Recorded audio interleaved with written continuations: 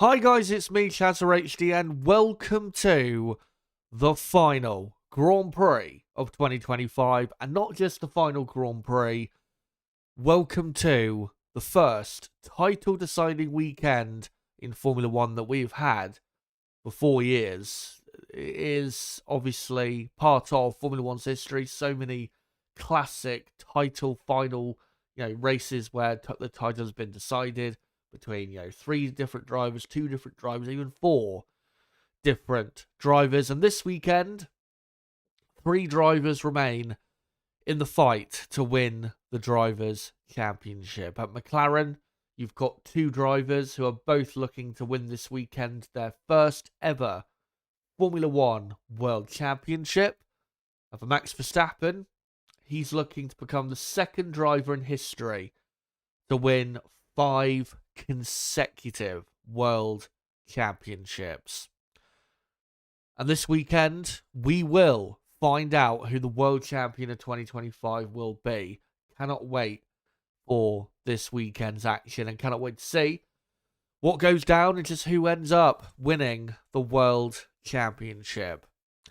But of course, today, no points can be scored because it is qualifying, but setting up tomorrow's race is obviously one of the most important things about qualifying, and it's so important for tomorrow's race. So this session is not absolutely, by far the most important session of the weekend, because you can still repair some, or slight damage if you don't have the greatest qualifying in the race. But if you have a result in qualifying which is quite a bit worse than you should have had, it will quite possibly be the difference this weekend between winning and losing the World Championship.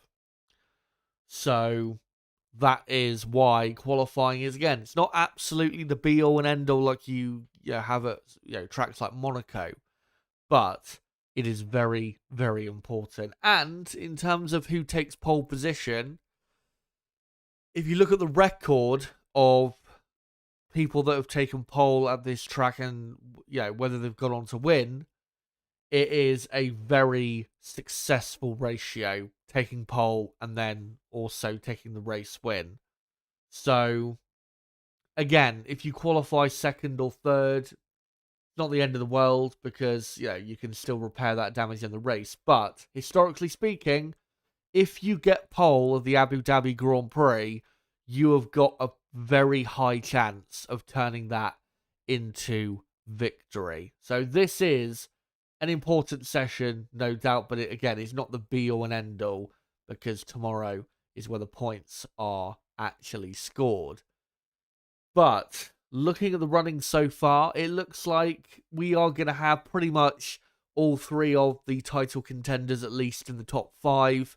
Maybe not in the top 3 exactly, because we've got George Russell looking very quick in the Mercedes, Ferrari looking a bit quicker than they were in Qatar.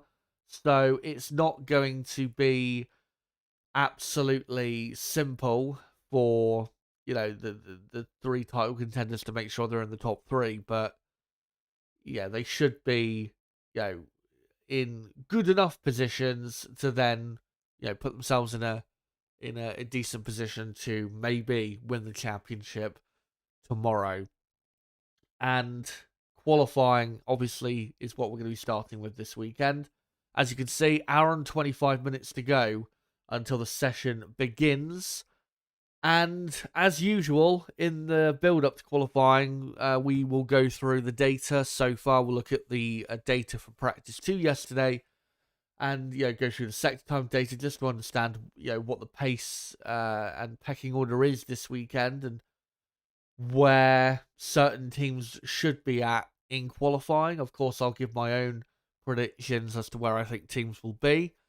But yeah, that's what we're going to be doing in the build-up to qualifying. But also, most importantly, I want to hear from you guys in the chat. And by the way, hello to all of you. Hope you're all doing well. Hope you're all as excited as I am.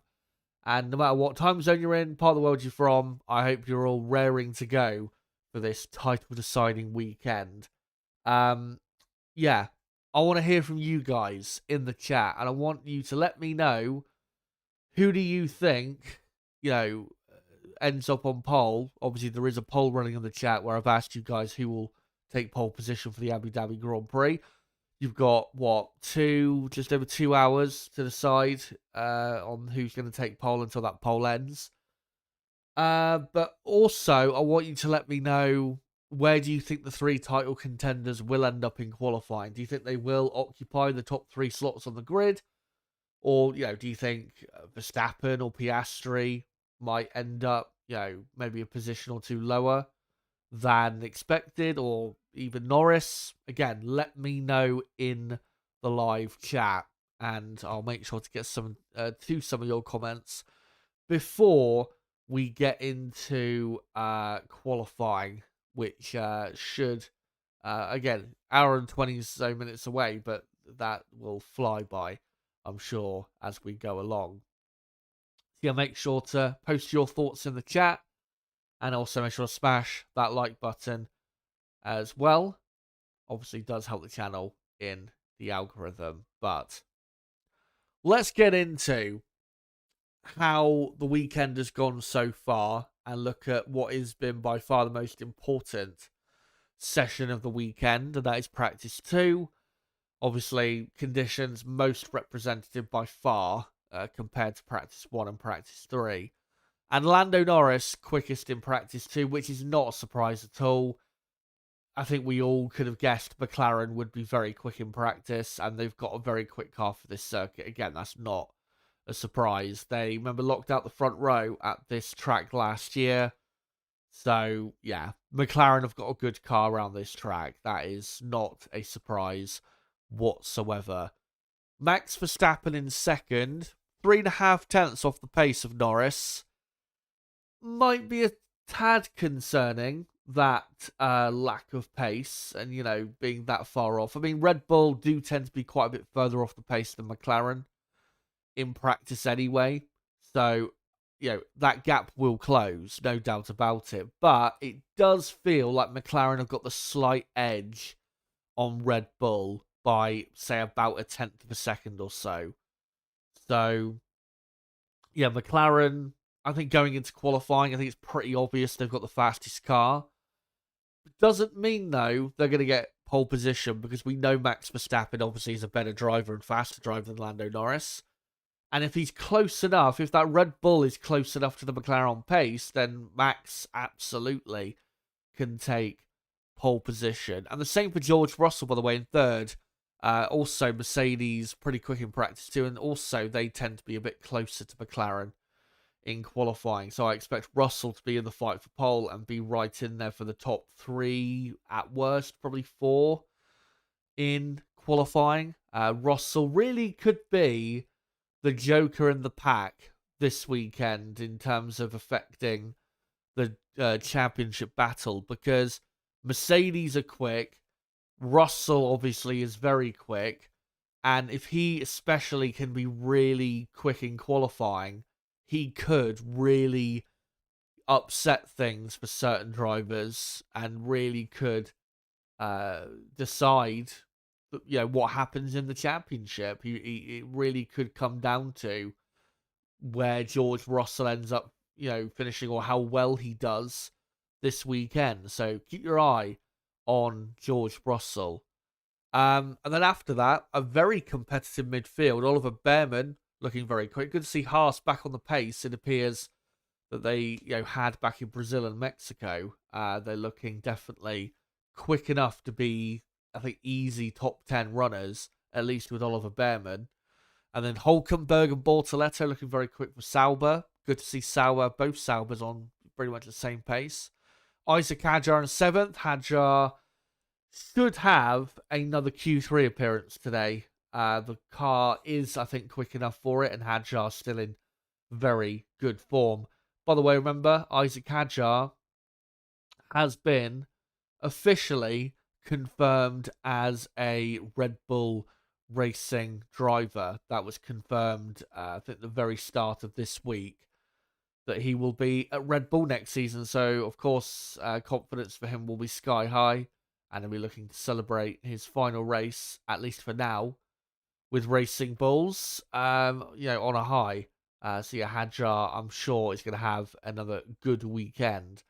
And then you've got Charles Leclerc 8th. Ferrari definitely stronger, though, here than they were in Qatar. They look to be about 2 to 3 tenths of a second better off compared to the rest of the field, compared to what they were doing last week in Qatar. This circuit definitely suits their car better. And yeah, Ferrari, I wouldn't say I don't think they're going to be in the top 3 on the grid, but I think they've got a fast enough car to probably get in the top 5, say 4th or 5th place. I think that is possible.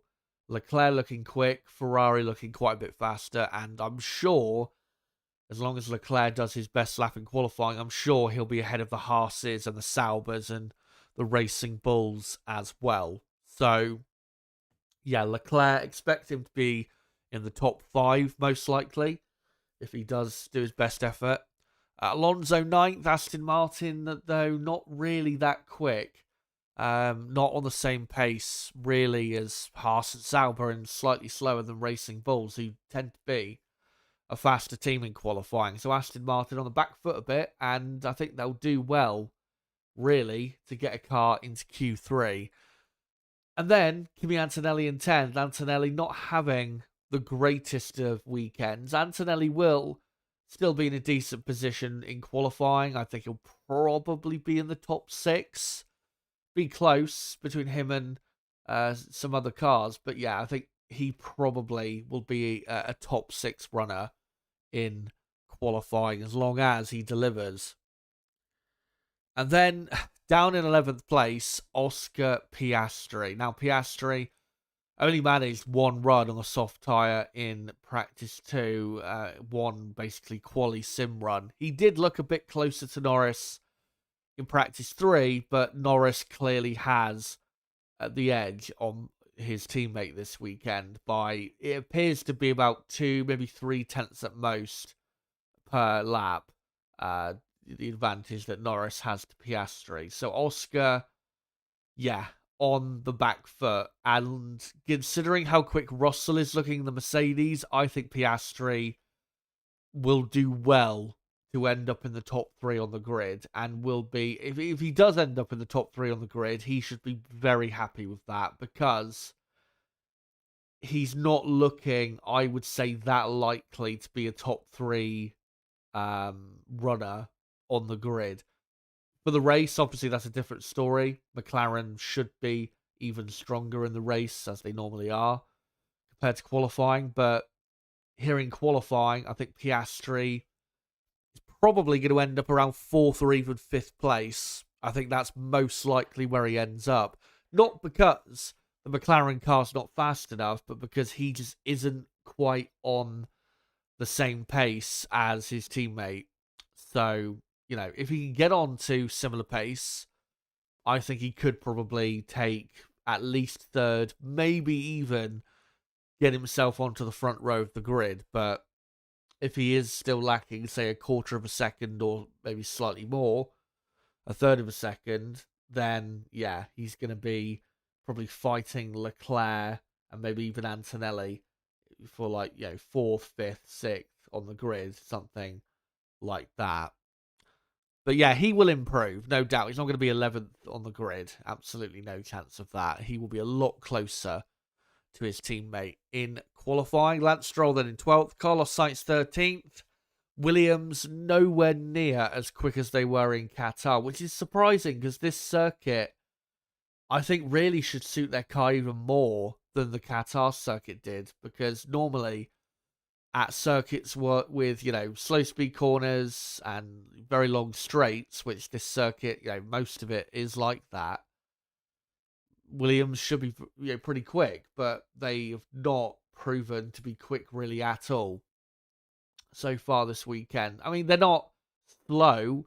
They are contenders to an extent to be in the top 10, but not looking like one of the faster midfield teams in qualifying.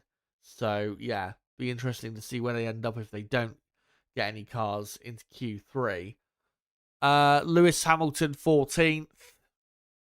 Hamilton still in dreadful form. The Ferrari car, obviously, it's still not performing that well. But yeah, Hamilton just isn't doing anywhere near well enough in that car.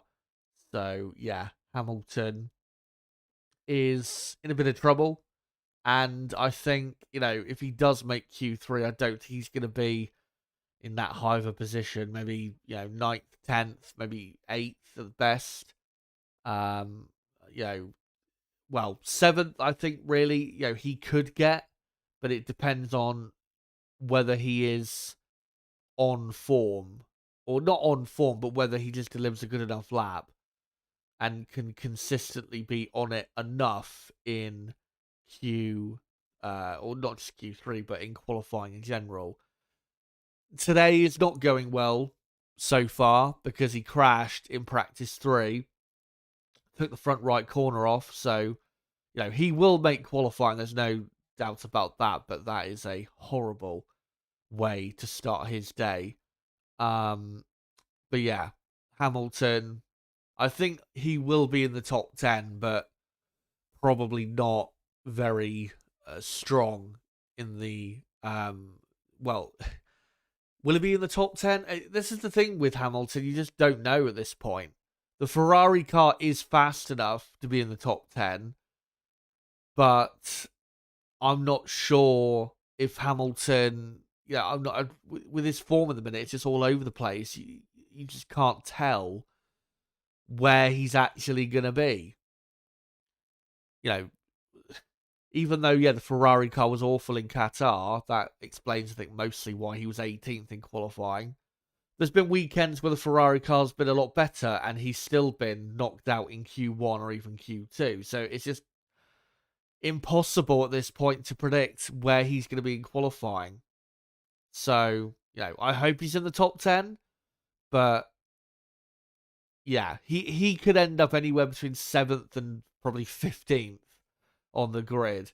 If he ends up knocked out in Q1, then I don't know what to say at that point, because the car, even though it's not great, there is absolutely no way it should be knocked out in Q1. Or really, if he ends up, say, 13th, 14th, he shouldn't even be that low. But again, you just don't know with Hamilton at the moment because his qualifying is so erratic compared to, obviously, how it used to be. Alex Albon 15th. Albon not doing that great.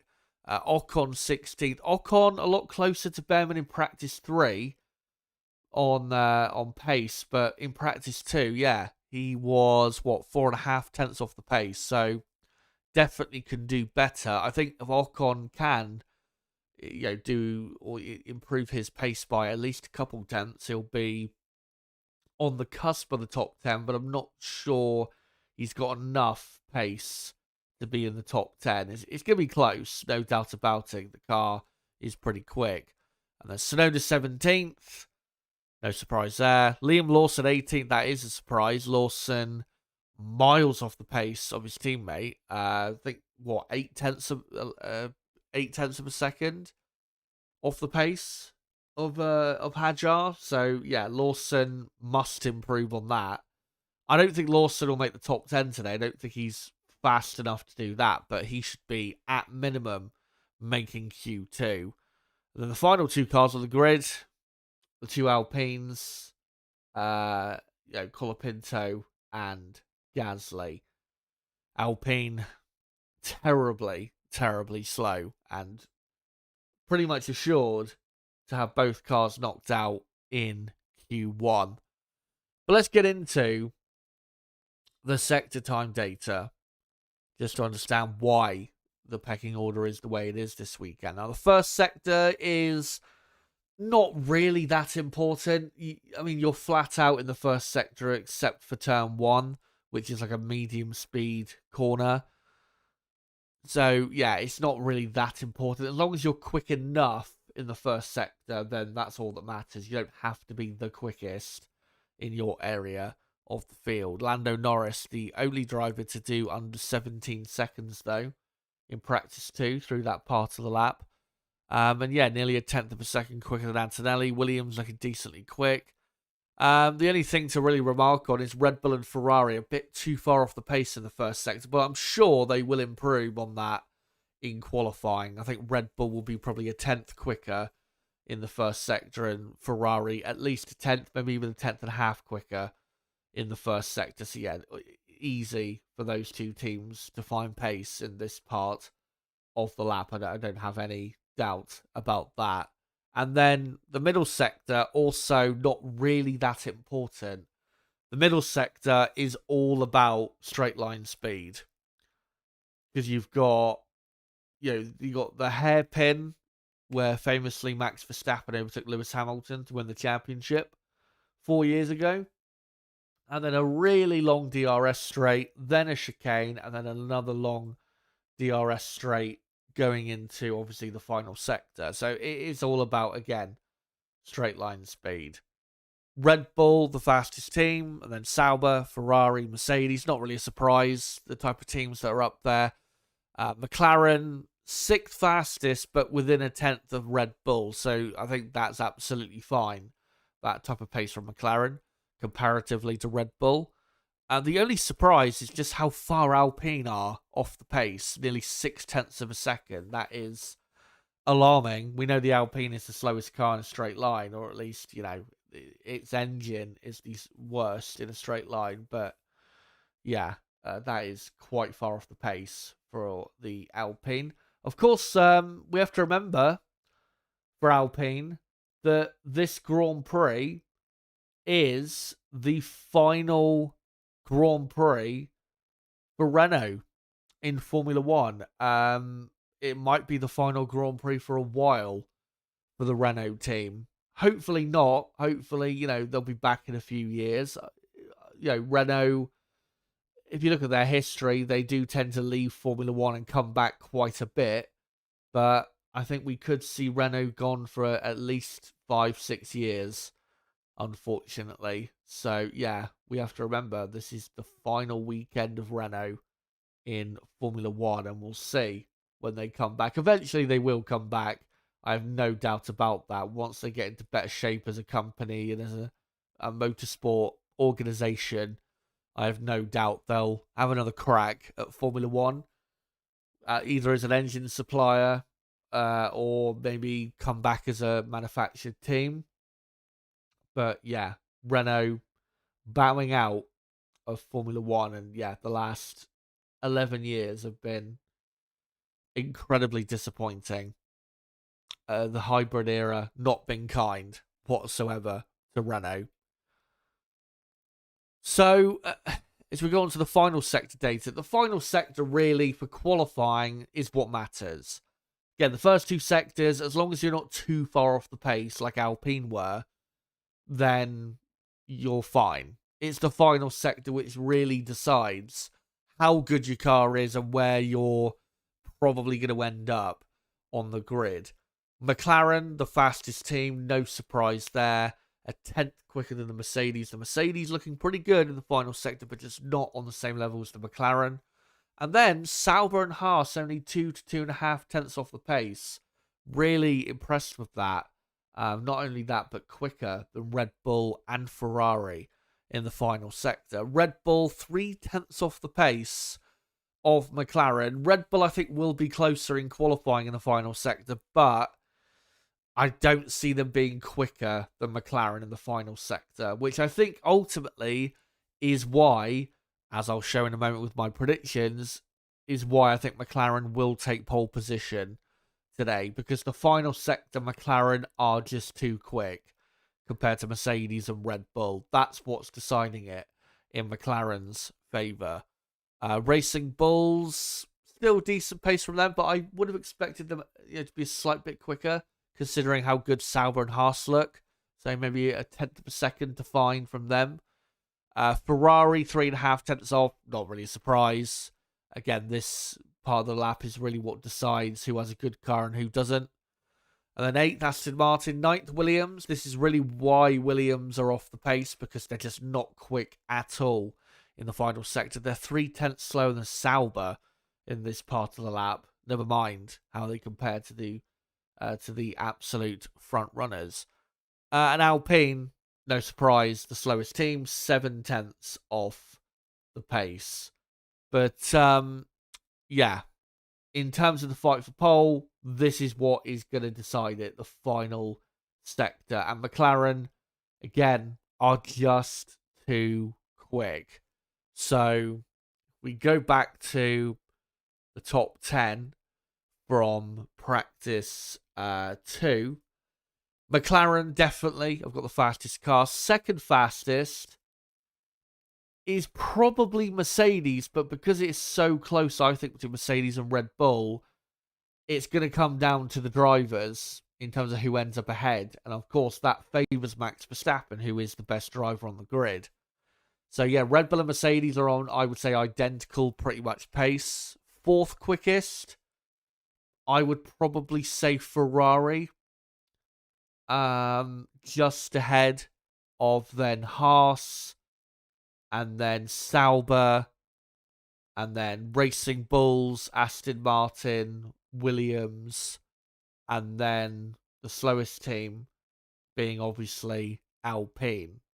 But the midfield looking very competitive, and again, not looking that far away from the pace of some of the front runners. So it's going to be a competitive qualifying, no doubt about it, and a very competitive Q3 as well. So yeah, this should be maybe not the most exciting session of the season, but it's going to be an exciting one to an extent. But here is my predictions for this qualifying session. And Lando Norris, because the McLaren is the fastest, I think Lando Norris will take pole position for the Abu Dhabi Grand Prix. Max Verstappen, I think, will just about get second ahead of Russell. And then fourth place, I'm going Charles Leclerc to nip ahead of the McLaren and Piastri. That will be a very close battle. I could easily see Piastri getting fourth, but I just think Leclerc, as of late, in terms of the last few races, has been in better form. So I think Leclerc will drag that car into fourth place. Fifth is, I think, going to be Oscar Piastri. And just behind, I think, will be Kimi Antonelli in sixth. And then the rest of the top 10, I'm going to go Oliver Behrman seventh, Gabriel Bortoletto 8th, Nico Hulkenberg 9th, and Isaac Hadjar in 10th, meaning that I think Lewis Hamilton will just about miss out on Q3. Again, on pace, he should make Q3 and probably end up in, say, 7th on the grid. But again, because of how erratic his qualifying is, it's too hard to predict. So yeah, that's why I've not gone for him making the top 10, unfortunately. So that's my top 10 prediction, guys. Let me know your predictions in the live chat, as we have got an hour to go. Almost exactly an hour to go until qualifying. Just waiting for the next minute to tick over. And then it will be officially 1 hour to go until qualifying. And yeah, make sure to let me know, guys, in the live chat, who takes pole. What is the top 3 or the top 5 going to be? Let me know in the live chat. I'll get to your comments soon enough. But make sure, if you are new to the channel, to subscribe for more content like this. Because, of course, 2026 just around the corner. And we are going to be doing plenty of watch-alongs in 2026. So make sure to join us for all of that next season for the new era of Formula 1. Subscribe to the channel by either going to the bottom right of the screen and clicking subscribe, or the easiest way to do it, of course, is clicking on my channel name, going to my channel page and clicking subscribe. And as well, for everyone watching, smash a like button. Let's try and get up to 20 plus likes if we can in the next, say, 20 minutes or so. It'd be great if we could do that. But yeah, we've got an hour to go until qualifying, which sounds a lot, but it'll go by pretty quickly. And yeah, make sure to vote in the poll at the top of the chat if you haven't already, to let me know, out of the 4 options I've given, which is Max Verstappen, Lando Norris, Oscar Piastri, and George Russell, out of those 4, who do you think takes pole position today in Abu Dhabi for this crucial title deciding race? And yeah, I will get to your comments in a moment, but I just want to quickly do a channel update, and I will make sure to do this same update tomorrow, because obviously we'll have most likely more people on tomorrow in terms of more people viewing the stream. But for the people that are here already, I just want to quickly do a channel update because, of course, this is the final race weekend, but I do have quite a bit of content coming up over the winter break. And also, one thing we need to remember is the start of next season in terms of pre-season testing is quite a bit closer. And the gap between the end of the season and the start of pre-season is quite a bit shorter than it was, from the winter of last season to the start of this season. The first shakedown test is in Barcelona at the end of January, and then the first pre-season test, which is televised, is on February the 11th to the 13th, which is, I think, 9 weeks away, which, sounds quite far away, but that will be here a lot quicker than you think. But yeah, I've got plenty of content on the channel prepared for the winter break. And I just wanted to quickly announce that, what do you call it? For this period between now and Christmas, I just wanted to quickly update you guys as to what will be coming out on the channel. So obviously, this weekend, we're doing the watch-alongs for the final Grand Prix. On Monday, there'll be a podcast reviewing the final race. And then there will be 4 videos coming out on the channel between that podcast being uploaded and Christmas. Those 4 videos will be an F1 2025 driver rankings video where we'll rank the drivers based on, the whole season. And it'll be all 21 drivers that have competed this season that we'll be ranking. So, yeah, that'll be the first video that will be coming out. And then the second video, hopefully, will be a video about how the Drivers' Championship was won in terms of getting into the real reasons rather than just looking at the results, which obviously we could all do that.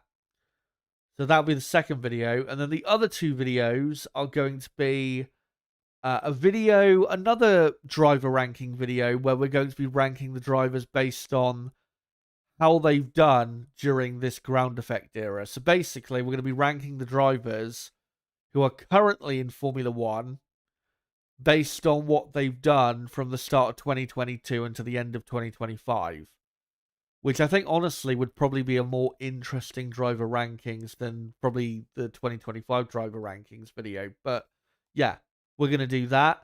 That'll come out probably, I don't know, week and a half or so before Christmas.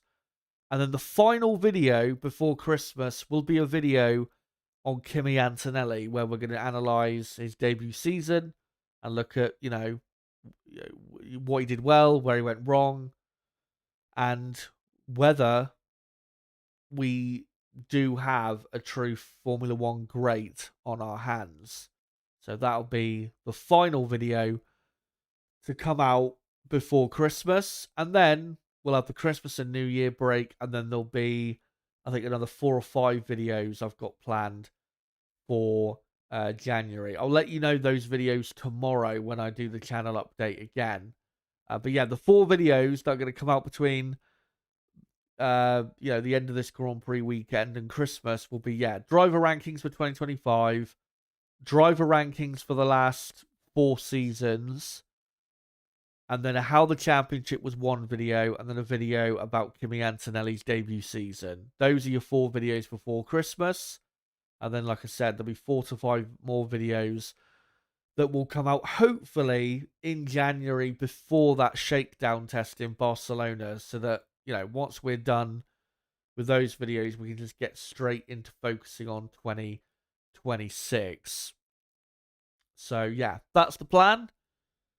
And hopefully you guys will enjoy that content before Christmas. And then, yeah, like I said, I'll let you guys know what videos will be coming out before we get into, pre-season testing and all of that stuff. And obviously I'll let you know the plan for the pre-season tests where we have one shakedown test and then two actual televised pre-season tests.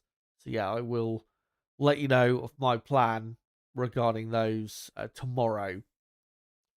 As 2026, the start of the season, just around the corner. The first car reveals are in, I think, a month from now. So yeah, it's gonna be getting underway pretty quickly. Anyway, as we have got 53 minutes left until qualifying, let's get into your comments. Hello to all of you, by the way. Hope you're all doing well. Laurie Rastogi says Williams should be thankful Ferrari made the wrong decision in signing Hamilton. They wouldn't have been able to get Sainz otherwise. Yeah, Williams ending up with, you have to say, not necessarily. I wouldn't necessarily say Sainz has been the better performing driver this season compared to Hamilton. I think we have to remember Sainz was pretty poor up until that Baku podium. So, we have to remember that. It's not like Sainz has had a great season from start to finish. But long term, Williams, have got a better deal because Hamilton looks like he's probably, done, in the next year or so.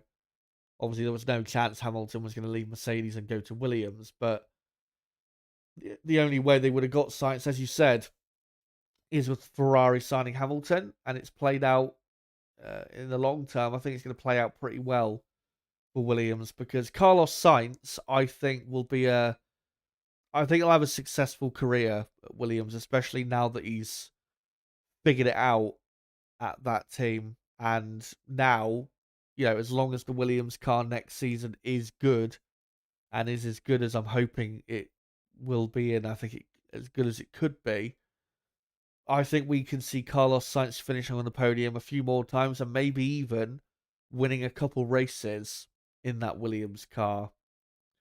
So, yeah, Sainz is he's going to have a good time at Williams if he if he ends up staying for say the next 3 years or so. So yeah, it's going to work out, I think, eventually well for Sainz, especially I think next year.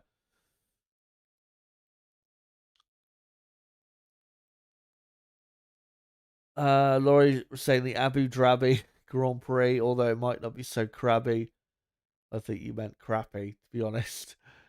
Given it's a title fight, Brazil should be the title decided, though it's a much better circuit. Yeah, I think, if you did a poll of F1 fans, most of us would say, yeah, Interlagos should be the title decider, but it's about money at the end of the day. Abu Dhabi, the people that, run the Grand Prix, they pay a lot of money to have the final Grand Prix be at their circuit, the Yas Marina track. So, yeah, unfortunately, that's what decides it. Hello to Astro. Good to see you. I know you're obviously a bit nervous for this weekend, but also, going all out to support your man Oscar Piastri to maybe win the championship. I think with Piastri, given how this weekend has looked so far, and given that he's 16 points behind in the championship,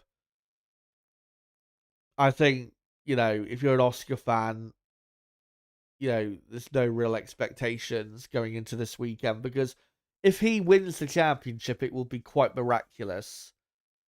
A lot of things have to go right for him to win the championship. He has to beat Verstappen in the race and outscore Max by 5 points, and outscore Lando by uh, 16 or 17 points.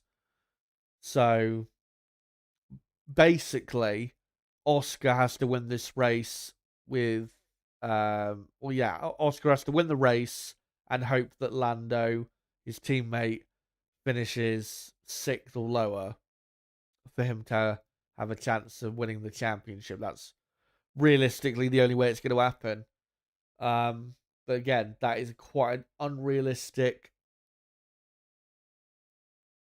scenario going into this final Grand Prix. So I'm expecting Piastri, whether he has a good qualifying or not, I think he'll be very aggressive tomorrow because he's got nothing really to lose, even though he is in the championship fight. He's he's last of the 3 title contenders, and he given that he looks slower than his teammate this weekend, who is obviously the championship leader, the chances are still pretty low that he will win the championship. So I think Oscar is going to be in the race pretty aggressive this weekend, and whether that pays off or not, who knows.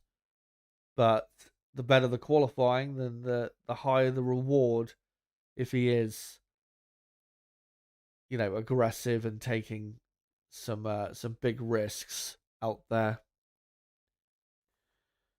Let me find some other comments here. Astro says Paul Hadjar promoted to the cursed seat. He is stuffed. We'll see. We'll see if he is, because remember, next year, new set of regulations, completely new set of regulations, different, with the cars, different size, different dimensions. Maybe that curse will not disappear, but maybe it will dissipate a bit. So, well, maybe he will not be as cursed as Lawson or Sonoda or Perez to an extent. We'll see what happens with that. But with what do you call it? One thing I wanted to say as well is, in case you guys didn't know, is it is now also confirmed by Red Bull what the Racing Bulls lineup will be next season. And the lineup next season at Racing Bulls will be Liam Lawson and Arvid Lindblad. Lindblad was basically confirmed, a few months ago. I think we all pretty much knew Lindblad was going to be on the grid. And Lawson, I had my doubts a few months ago that he would be on the grid, if I'm honest. But to be fair to him, he has delivered. He, when it was made clear that it was a shootout between him and Sonoda for that seat at Racing Bulls, Lawson delivered good enough results and picked up points on a regular enough occasion to where he's got that seat. And I think Sonoda he's not just turned into a bad driver overnight. I still think Sonoda can easily be good enough, a good enough driver in Formula One. And I do think Sonoda will be back on the grid at some point. But Sonoda simply failed to deliver. And it's not like he didn't have his chances. There were weekends where he showed potential, but then still ended up, 16th, 17th, or whatever on the grid. So, at the end of the day, it's Sonoda's fault as to why he didn't become at least a regular point scorer. Red Bull were not expecting him to be on the podium. That car is only a podium level car when Max Verstappen is driving it. So, all Sonoda had to do was just be in the points on a regular basis, even if it was outside the top 5. And that would have been good enough for the, for the Red Bull team. But Sonoda, nowhere near regular enough. And Sonoda is, 18th I think, in the championship. So, yeah, Tsunoda's just not had a good enough season and not delivered, unfortunately. But, yeah, Tsunoda, I think, will be back in Formula One. I don't think he's going to be off the grid for a while. I think we could see him potentially race for Alpine in 2027 because he's obviously good friends with Pierre Gasly, who will very likely still be there. But also at Racing Bulls, I mean, we don't know how Hadjar's going to do. Hadjar might not even be on the grid for 2027 if he doesn't do a good enough job at all. So we could have Tsunoda, back in Formula One at Racing Bulls for 2027. So, we'll see where it all shakes out. But yeah, I think the lineups that Red Bull have decided for their two teams is exactly what I would have gone with, and I think it's all fair and square at the end of the day. But before I read any more comments, I'm just gonna have a quick clear my throat and have a quick drink, and then we'll get to more of your comments. Make sure to keep them coming.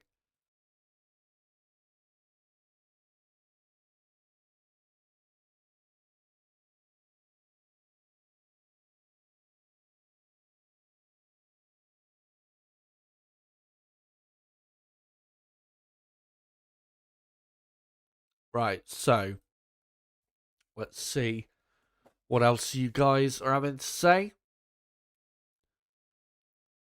Hello, by the way. I saw just greetings there as I just scrolled down in the chat.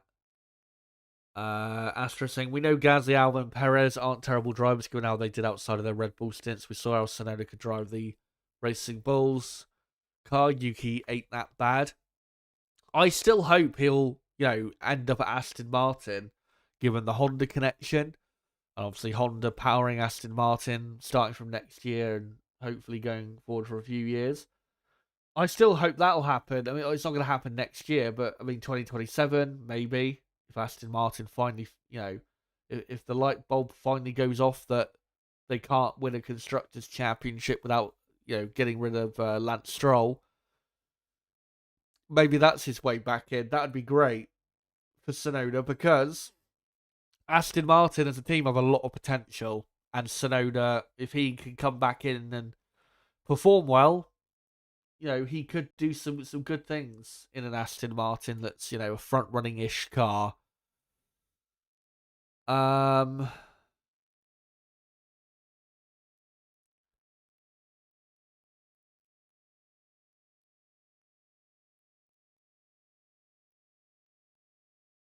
Astra saying so sick of Aussie drivers always getting shafted by their teams, Webber, Ricciardo, and Oscar too. I have seen, obviously, all of the talk about team orders coming into this Grand Prix and all the talk about if Lando needs Oscar to move out of the way, then, people saying that, Oscar will probably let Lando through and all that. Honestly, I don't think it's going to come to that because looking at this weekend, that McLaren is easily quick enough to finish on the podium. So I don't really see how Lando, unless he's really performing poorly or, gets unlucky or whatever, I just don't see how Lando ends up in a position where he's going to need Piastri's help. Because, again, if you look at the pace of that McLaren, it should be easily good enough to finish on the podium. Because remember, that's all Lando needs. Lando finishes third, he is world champion regardless of what Verstappen and Piastri do. So, that's all he's got to do, regardless of where his teammate is or whether his teammate helps him. So, there's a lot of talk about that, and of course it's a scenario that could play out, but I just don't see it happening because of how quick McLaren look this weekend. I just, unless Lando really performs poorly or gets, really unlucky, has an engine issue in qualifying or has a really bad start or gets took out at the start, not in a way where, he retires from the race, but, he ends up dropping to the back and having to come back through. unless we have a situation like that, I just don't see why he would need Oscar's help. Considering he's faster than Oscar this weekend. He's looks like he got a quarter of a second in his pocket over Oscar. And again, the McLaren is easily quick enough to be at least third in the race. And not even that. If Lando ends up on the front row, I don't see how Lando ends up finishing any worse than second, because the McLaren will definitely be quicker than the Mercedes in the race by probably about a quarter of a second a lap. So, yeah, I don't see it coming to that. I think we have to remember, there's a lot of excitement for this weekend. Obviously, we could see that dramatic turnaround where Max Verstappen somehow actually wins the championship from being 100 points behind a few months ago to, winning it here in Abu Dhabi. That is, it's possible, especially after what we saw in Qatar with McLaren getting it wrong and, Lando ending up in fourth place. It is possible, but it really, for Lando, it really should be a formality this weekend. Again, third place in the race and he's champion. In that car, if he can't finish third, then he does not deserve at all to be not just champion, but anywhere near winning a championship, because that car, like I said, is easily good enough to be on the podium. So, yeah, Norris, I think, is going to win the championship this weekend, whether people like it or not. I don't think he wins the race necessarily. I think, I think Max Verstappen is pretty likely going to win the race, because Max obviously knows he needs to be at his very best this weekend, and I think he will be. But, again, even if Max wins the race by half a minute or whatever, doesn't matter. Norris just needs to make sure he's on the podium. So, I think, for all the excitement and the talk about what could happen this weekend and all of that, probably going to end up being a bit more of a drab affair than we obviously hope. I think we will get some drama this weekend. I don't think it's going to be a straightforward, Lando easily wins the championship, but he will finish. I'm very confident he'll finish on the podium and take the world championship. So, yeah.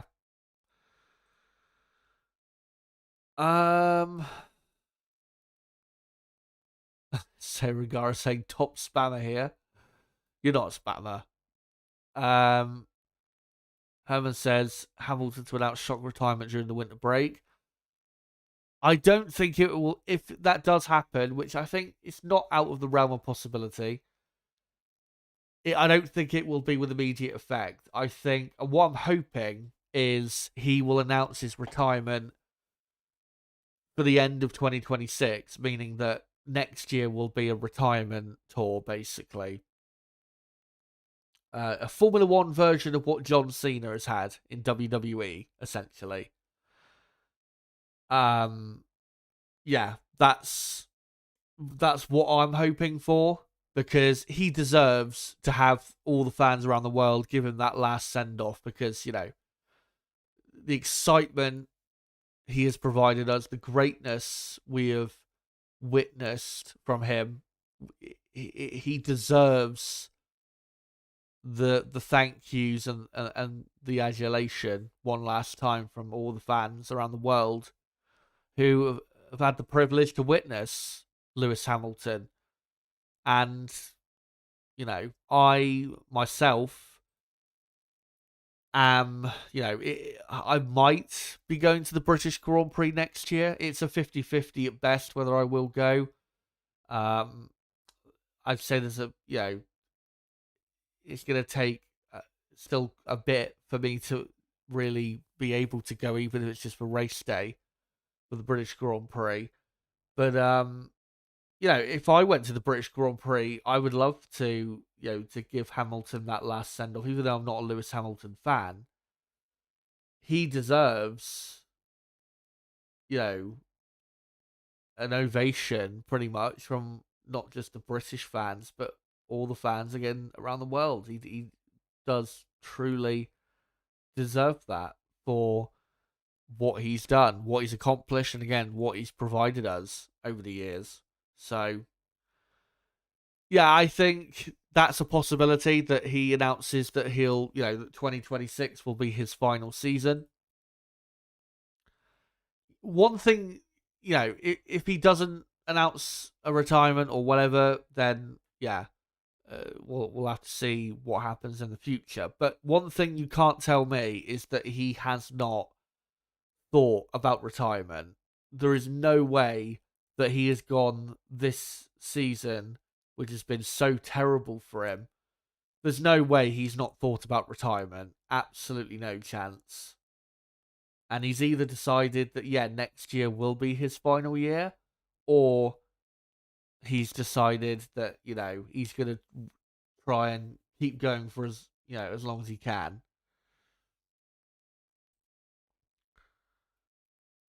Hello to Yanni in the chat. Good to see you. Says if the first top qualifying drivers are Max, George, Kimi, it will be a fun race. It would, especially if McLaren are not in the top three. That would really set things up for the race.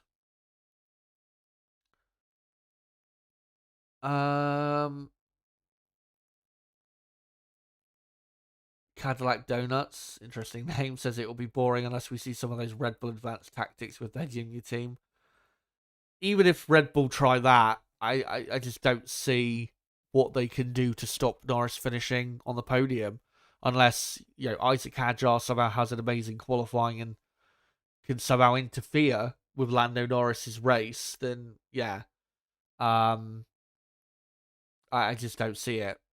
As long as Lando qualifies on the front row of the grid and gets a start that is, okay tomorrow, then I just don't see how he doesn't finish on the podium.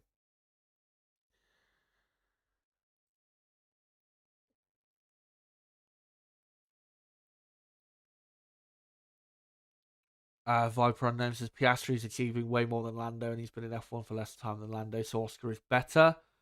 I don't agree with that. I mean, if he had kept up the form from earlier this season, and if he had done that, he probably already would be world champion. Would Oscar? What do you call it?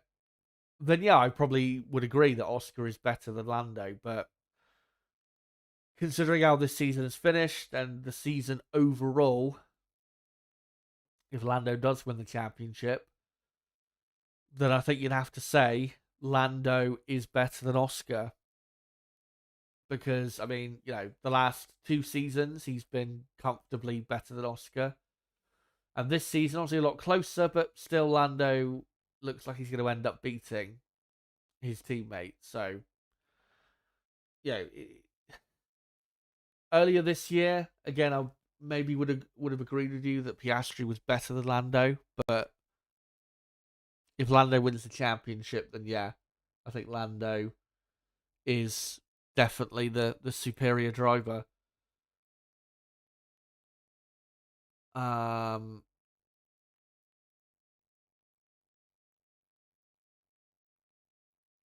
Let me see if I can find some other comments here.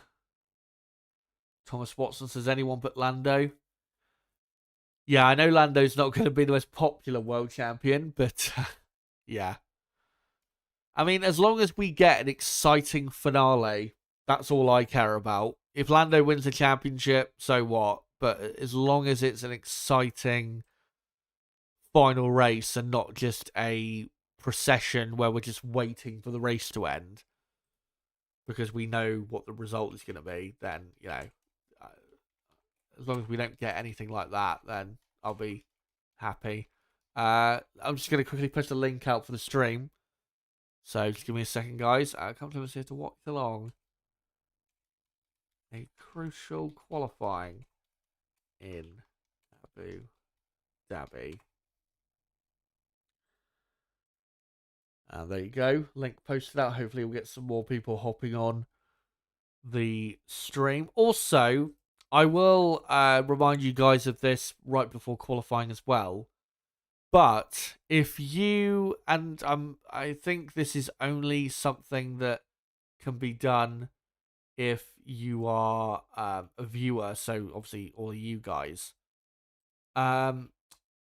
Just below the actual screen where the stream is playing, next to my channel name, and just above the description, there should be a button that says hype.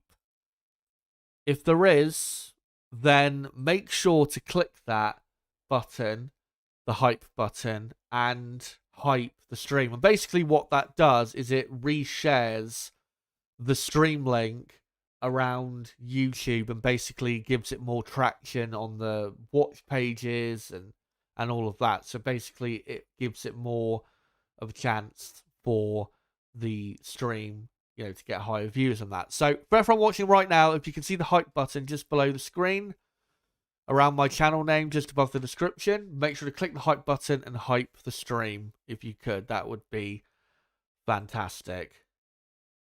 But yeah. Astra saying no hype button for him. But yeah, I don't know. I think it might depend on certain devices as to whether you get it or not. Again, unfortunately, I can't see it when I view the stream because obviously I am the streamer. So yeah, you can't hype your own stream. But yeah. Right. I'm going to read out a couple more comments and then we're going to do a quick roundup of the teams before qualifying. And then we'll get back to your comments. Have another, look at what you guys are saying. And then, of course, we'll get into the session itself.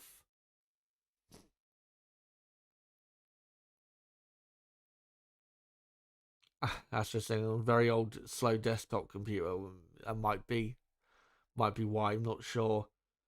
David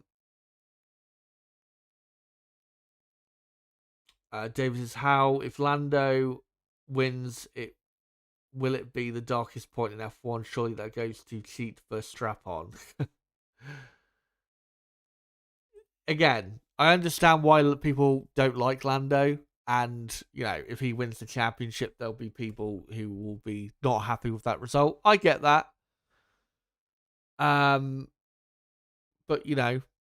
it's not going to be a dark day for Formula One or anything like that. One thing, though, if he does win the championship, which, again, is pretty likely, I think that video I'm going to do about how the championship was won, I think one thing to query, which I think is, it's a debate worth having. Whether Lando fans want to have that debate or not is, up to them. But there will be a debate as to, is Lando the worst world champion in recent Formula One history or one of the worst? I think that's a debate worth having. But, doesn't take away from him, his achievement. Winning a world championship is a fantastic thing. So, but it is still a debate worth having. I mean, people still call Damon Hill or Jacques Villeneuve the worst world champion in recent, Formula One history. So, yeah. Snivy Star, I think it is, or Snivy Star. Since in my opinion, Lando only deserves a world championship if he comes first. Otherwise, it would be Oscar or Max's due to some decisions made by a certain team.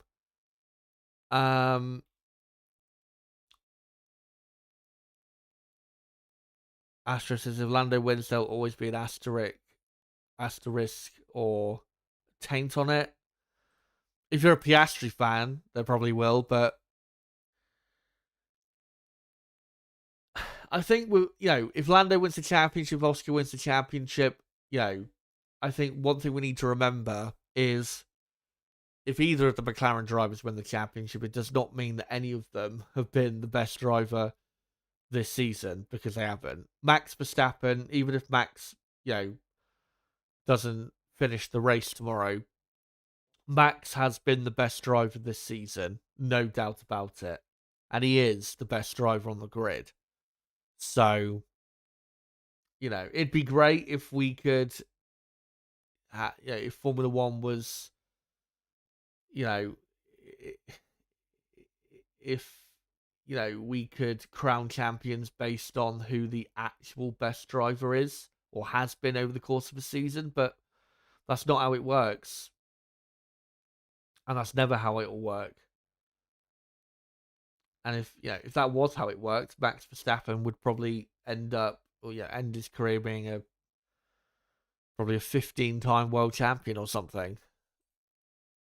And he's saying, we are here because of McLaren got Oscar to switch positions after McLaren screwed Lando's pit stop. That was horribly ridiculous. I wouldn't say we're, I wouldn't say the situation that we're in now is because of that. I mean, yeah, it was a 6-point swing. That moment where Oscar let Lando through at what was it, Monza. But even if you apply that 6-point swing, if Oscar had stayed ahead, Oscar would still be 10 points behind, and it would still take something quite remarkable to go against Lando for Oscar to win the championship. So that moment had an effect on the championship, but I'll be honest, I don't think it had. From Oscar Piastri's point of view, that's not why Piastri lost the championship. If there's one race I could point to that shows that, or one race I could point to which clearly shows why Oscar Piastri didn't win the championship, it's the Azerbaijan race. All Piastri had to do was finish, even if Piastri finished like 4th or 5th, that probably would have been good enough. I mean, if you add, say, let's say Piastri finishes 4th in that race, and you have to take away a couple points from Lando, Piastri probably would still be behind Lando in the championship, but Piastri wouldn't have lost confidence the way he did, because that Baku race absolutely affected his confidence and form going forward into the US, Mexican, Brazilian races, Las Vegas. So that Baku race, I think that's ultimately that, not just the race but the weekend itself, that is what cost Oscar Piastri the championship. If he had had a normal qualifying and race, I think Piastri probably would win the championship.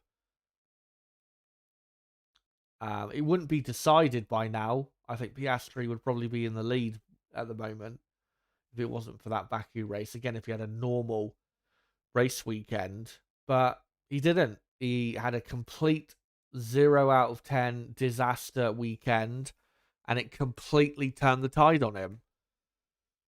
So, we can complain about Oscar was unfairly treated here and there, and there has been a couple instances where he's been unfairly treated in regards to team orders or whatever, but that weekend in Baku, that is ultimately what has cost Piastri. And that's why, very likely, Oscar Piastri will not win the World Championship this weekend because of that weekend just under 3 months ago in Baku.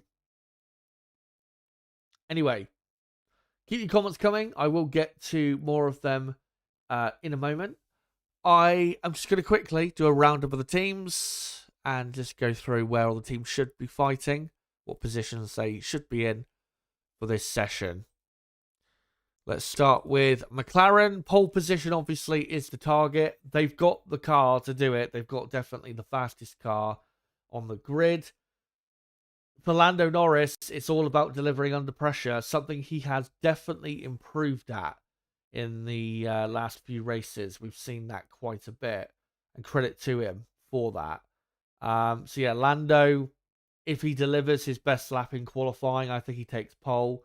For Oscar Piastri, given that he is looking a bit slower than his teammate, he just needs to try and make sure he is at least, I would say, at the absolute worst, in 4th place, given how quick Russell is looking. If he can get 3rd or even 2nd, that would be, I think, a very good result for Oscar, even though it wouldn't be good enough if Lando is on pole. But yeah, it would put him in a good enough position to maybe win the race and, do the best he can in attempting to turn around the championship deficit. Really, both McLarens should be in the top 3 on the grid, given how fast the car is, but Oscar a bit further off pace so far this weekend compared to Lando. But yeah, pole position absolutely is the aim, and really, they'll be disappointed if they come away without it. For Red Bull and Verstappen, I think for Max, as long as he's on the front row, I think that's all that matters. I think even if he's in 2nd place, he's got a pretty good chance of winning the race tomorrow, given how quick Red Bull normally are on race day, and also Verstappen is just an absolute monster on race day, especially compared to Lando Norris. So as long as he's on the front row, gives him a chance, obviously, then to win the race, which is really what he needs to do tomorrow to possibly win the World Championship. If he gets pole, great, but again, at least on the front row is, I think, what Red Bull need. It's not going to be easy, though. George Russell's looking very quick. Piastri, the McLaren, if he can step up his game, that will also make it tough for Red Bull. So it's not going to be easy. Max is going to have to deliver in Q3, and Red Bull are going to have to be on the pace, no doubt about it, in Q3 if they want to be putting themselves in a good enough position to possibly win the race on Sunday. Ferrari, still looking slow. They are definitely the slowest of the front 4 teams. There is no doubt about that. But they are quicker than they were a week ago in Qatar. Leclerc, I think, will take a top 5 grid position. I think the car is quick enough to where he could get into the top 5, especially given how quick he normally is in a qualifying session. So Leclerc, 4th or 5th, I think, is at best where he'll end up. For Lewis Hamilton, he should make Q3 and should be probably on the 4th row of the grid. Whether he will be or not, who knows? And next up, Mercedes, the dark horse for this weekend. They've got a fast car. Is it fast enough to be on pole, though? I don't think it is. Again, I think the McLaren is the fastest car, but given how quick Russell is in qualifying, which we've seen so many times this year and so many times in general over his career, if that car is close enough to the McLaren, pole position is possible. And pole position, I do think, is possible for Mercedes. I don't think they've got a great chance at pole, but it's not at all impossible. So we'll see how it plays out when the Mercedes are truly close enough to get pole. But Russell is in top form, and he really could upset the order for those title contenders this weekend. Watch out for him. He should be at least in the top 3 on the grid.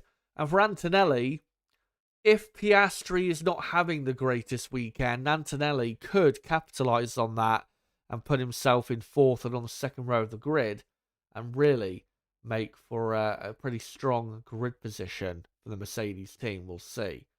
But yeah, Mercedes, they've got the pace definitely to be in the top 3. We'll see whether they can be on pole. Now into the midfield, Aston Martin. Not too bad, their pace, but don't think it's good enough for the top 10.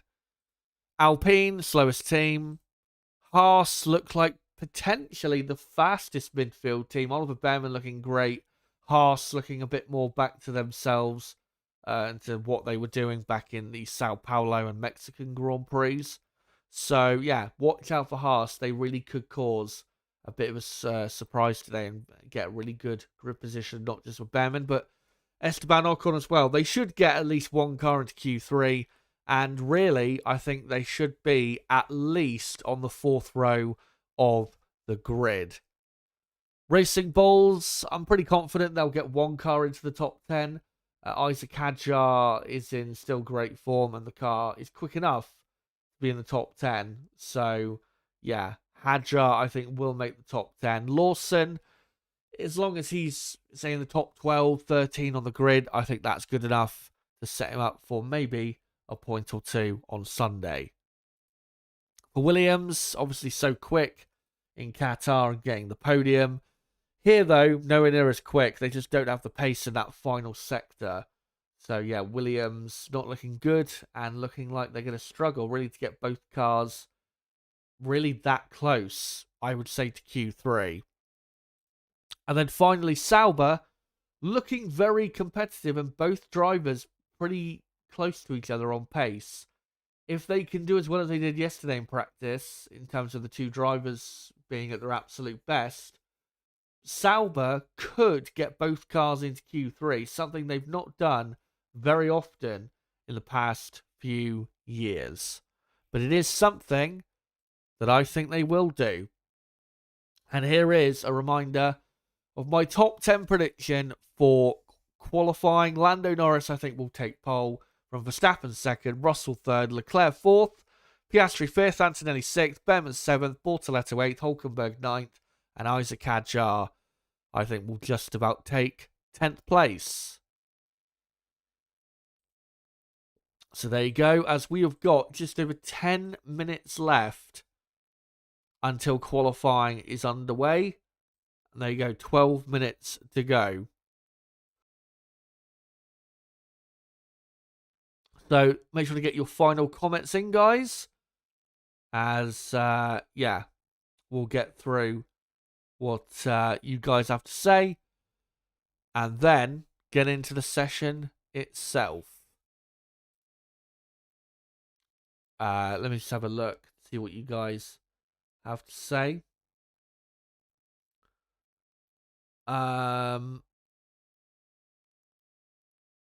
KH saying sad to see Hamilton fall from grace. It is, and that's a big reason why I want him to, have a retirement tour basically next season, because I don't want him to stay in Formula One another few years if this is the Lewis Hamilton we're going to get, because this version of Lewis Hamilton is a parody and a pretty poor one at that. So, yeah, it's just not worth continuing, and it will, even for not everyone, but it will affect his legacy to an extent if he keeps racing in Formula One for another few years and is this poor.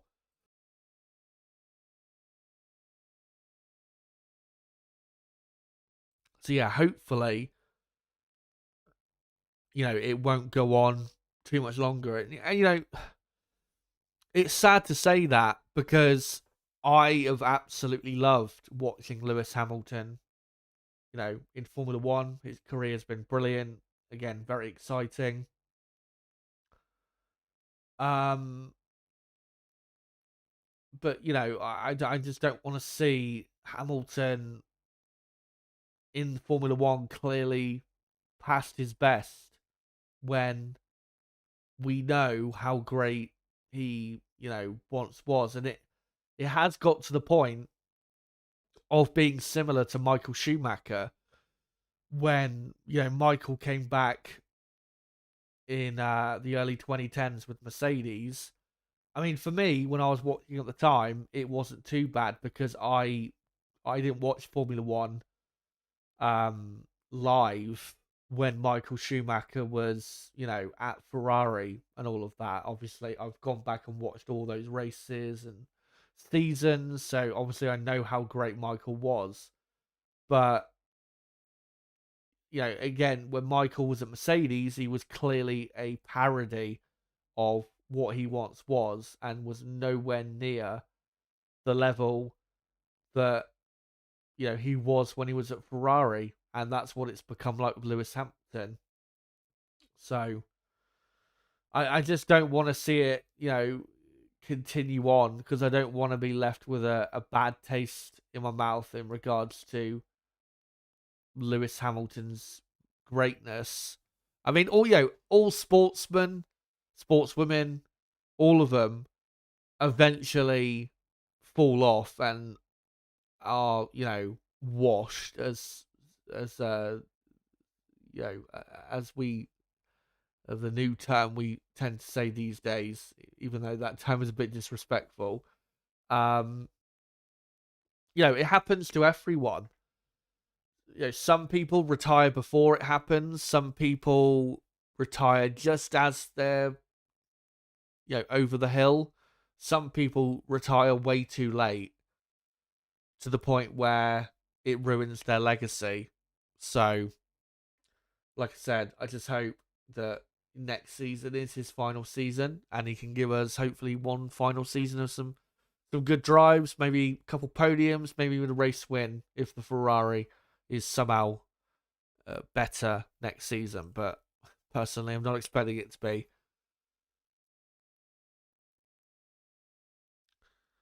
Right, let's find a couple more comments and then we will get into this session.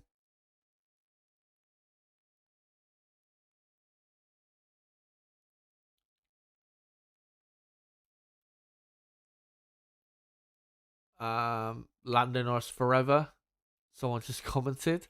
So we've got at least one Lando fan. Astro saying earlier, more of this year Oscar was getting poles, wins, and fastest laps consistently. Go figure. He's better than McLaren have let him be lately. Recency bias. I just don't agree with that. I mean, McLaren. Do they have they ever really fully backed Oscar Piastri? No, but I don't think they've ever really prevented him from him being in his best. And I don't think his drop off in form is because McLaren have, I don't think it's because they suddenly decided to massively favour Norris over Piastri. I just don't believe it for a second. Again, Piastri just failed to deliver when it mattered in the final few races of the season. That's why it turned around the way it did. Ali to Snazzy asks, do you think Lando and Oscar are treated differently in McLaren? Absolutely. Lando is McLaren's boy. Always has been. He has been with the team for, over 10 years? Similar type of story to the Lewis Hamilton and McLaren story where, they've been together since childhood and, Lando has grown with the team. Obviously did tests with the team. And then, got his start with McLaren in 2019 and has been with McLaren for quite a while. And he's their guy. But even though Oscar is not the number one driver or the number one favourite at McLaren, doesn't mean that is the reason why he's not won the championship this year. I mean, a great example, I would say, is look at Red Bull. What do you call it? In 2010, Mark Webber looked like he was the most likely Red Bull driver to win the championship until that final race where Vettel took the lead and won the championship in that final race. Vettel, though, was always Red Bull's guy. Everyone, if you watched that season, it's obvious that, that Vettel is the guy that Red Bull were really behind more so than Webber. And Mark being ahead of Vettel in the championship and nearly winning the championship is something that Red Bull I don't think quite expected and didn't really, I don't think they necessarily preferred. But the reason Webber lost that championship is not because he wasn't the favourite of the team. It's because he crashed in that Korean race, which cost him the points that would have won him the championship. So, yeah. Anyway, enough of the favourability talk. It's all about delivering now in qualifying, and let's get into it. By the way, before I get into it, again, for everyone watching, if you can see a hype button just below the screen, just above the description, make sure to click the hype button and hype this stream so we can get as many people watching. It'd be great if you could do that. Obviously helps the channel in the algorithm, and if you want to support the channel that way, then yeah, that is great if you can do that. So if you can see that button, make sure to click the hype button and hype the stream. Anyway, 3 minutes to go until qualifying, so let's get into a final couple bits of detail before we get into this session. And a look quickly at the Drivers' Championship. Lando Norris comes into this session 12 points clear of Max Verstappen. Oscar Piastri in third is 16 points off the lead. All three have a chance of becoming world champion this weekend. George Russell then in fourth, Leclerc fifth, Hamilton sixth, Antonelli seventh, Albon eighth, Sainz now up into ninth. First time he's been in the top 10 of the championship all season. And Isaac Hadjar in 10th. On the constructors' side, McLaren obviously champions, 800 points they've scored this season. Mercedes have not officially clinched second place, but they pretty much have. Red Bull then in third, Ferrari destined to finish in fourth. Williams have confirmed fifth, and they got Racing Bull sixth, only 12 points clear of Aston Martin, who are then only 7 points clear of Haas. Still a key battle going on there in the Constructors' Championship. Sauber then in ninth, 5 points behind Haas and Alpine last of all. But let's quickly go on to the front-running teams and some key stats that you guys need to know of.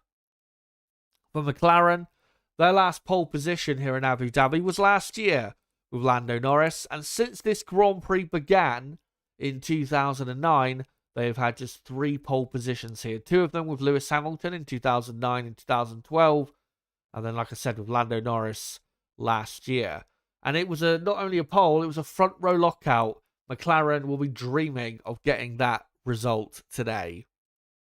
For Red Bull, their last pole in Abu Dhabi was 2 years ago, Max Verstappen, when they dominated that year. They've taken 4 poles in Abu Dhabi since 2015, all of them being in the last few years since COVID. Red Bull last year were only 5th and 10th in qualifying. Surely they can do a lot better than that. Ferrari have never taken pole position in Abu Dhabi. So today would be a first if they could somehow get pole. Their last pole position was 4 months ago, just over 4 months ago in Hungary. Last year they were 3rd and 14th in qualifying. They would be very happy if they were somehow in the top 3 today. And for Mercedes, their last pole in Abu Dhabi was 6 years ago with Lewis Hamilton. Mercedes have taken 5 pole positions in Abu Dhabi since 2015. They've been the most successful team in qualifying here in the last 10 years. Last year, though, they were only 7th and 18th. Surely they can do a lot better than that today. But here we go. Qualifying is just 20 seconds away from getting started, and I will get the timer on screen at the 17-minute mark. Obviously, Q1, 18-minute long session where we'll knock out the 5 slowest cars, whoever the 5 slowest are, at the end of those 18 minutes. As there you go, qualifying has begun at the Yas Marina circuit in Abu Dhabi.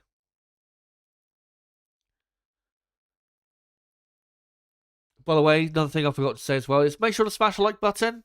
Again, it does help the channel and the algorithm and helps show me that you guys enjoy the content. So if you do, smash that like button.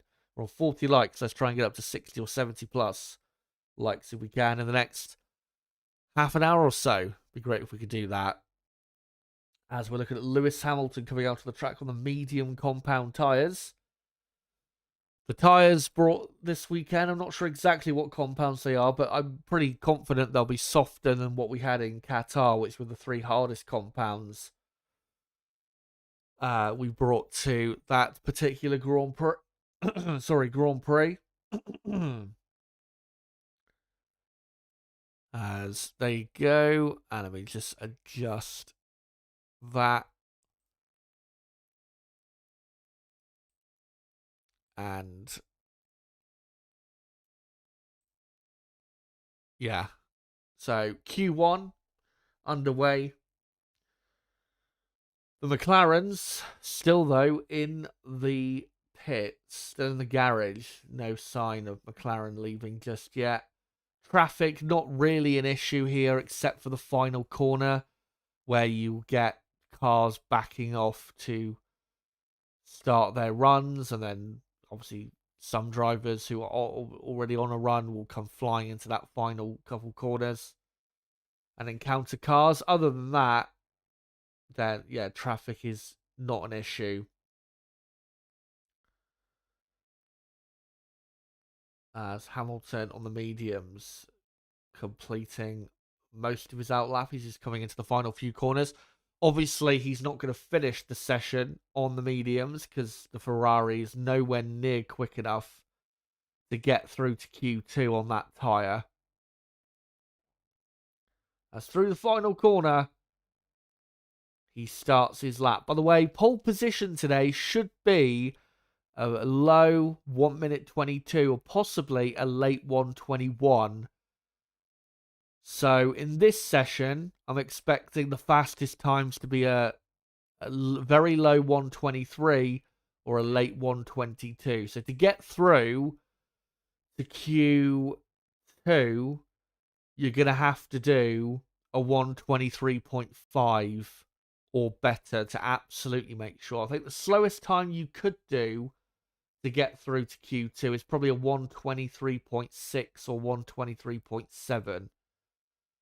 So we'll keep an eye on the lap times.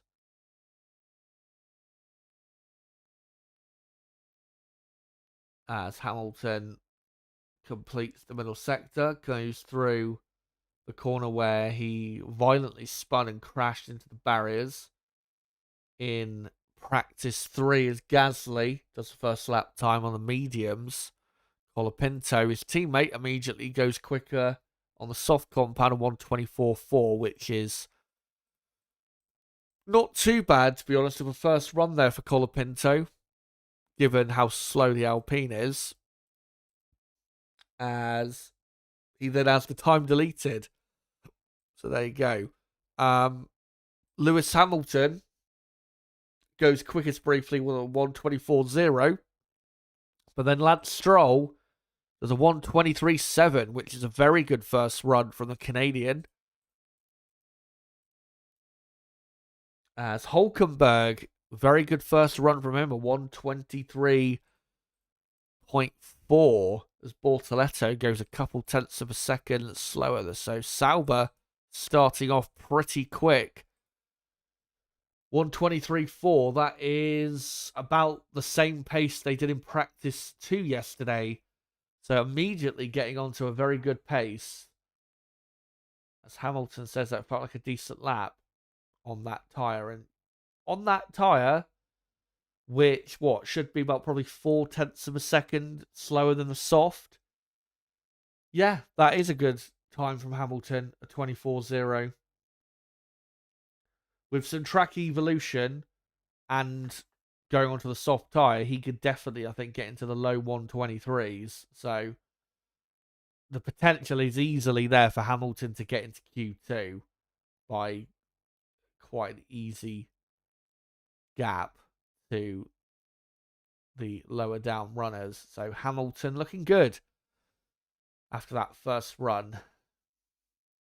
As talking of Sauber, this is sadly the final weekend of Sauber in Formula 1. The Sauber name has been around for 30 years, over 30 years. think 32 years it's been. Even in the BMW days, the name stuck around. But next year, the Sauber name will be no more. It will be Audi Formula One. It's sad to see them go. By the way, good to see Peter Sauber's at the Grand Prix this weekend to see off his old team that he founded and implemented onto the grid. But yeah, it's sad still to see the Sauber name disappear. Will we see it come back again? Who knows? It depends on the success of Audi. As Max Verstappen is on a good lap. Yuki Tsunoda behind him is actually going quicker than Verstappen by a couple hundredths of a second. So Tsunoda's on a very good first run here. As Max Verstappen flat through turn 15, the penultimate corner, now into turn 16, the final corner. And Verstappen goes quickest, but only by a tenth and a half. It's a good run, but yeah, that Sauber is very quick, only a tenth and a half slower than Verstappen. Tsunoda splits the two Saubers and goes third. So that's a good first run for Tsunoda. Hadjar, though, now goes third. Leclerc on the mediums goes sixth ahead of Hamilton. That's a good lap from Leclerc on those tyres. Here's Carlos Sainz, who goes fourth.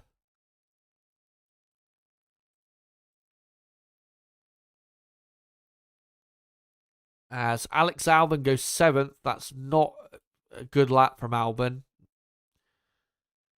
As Alonso to the line goes second, only just under a tenth slower than Verstappen. That's a very good first run from Alonso.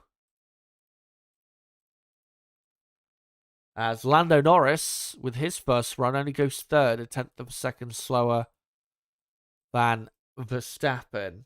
As Lawson, great first run from him, he goes fourth. As Oliver Behrman goes quickest on a 1:23.2. What a lap that is by Behrman, and that should easily be good enough to get him into Q2. As his teammate only goes 11th, so it just shows you what a lap that was from Behrman. As Piastri goes a thousandth of a second slower than Behrman and goes into second place. Here comes George Russell, who has done a purple first sector. Russell by a James Bond of a second. That's 0.007 of a second. Goes quickest. So Mercedes proving their speed early on as Pierre Gasly goes up to P10 on the soft tyre now. And Hamilton now on the soft compound tyre. As Lewis Hamilton to the line goes fifth on a 1:23.3. That's a good run there, but I think Hamilton, I think there's a bit more pace still that he could find. As Colapinto there in 18th. As Gasly's had his lap time deleted. And you've got now Leclerc down in 19th. Alex Albon in 17th. I told you that was a bad lap from Albon, and that's proof of it. And then you've got Ocon in 16th. Bortoletto 15th. As Lance Stroll has gone up to 11th place.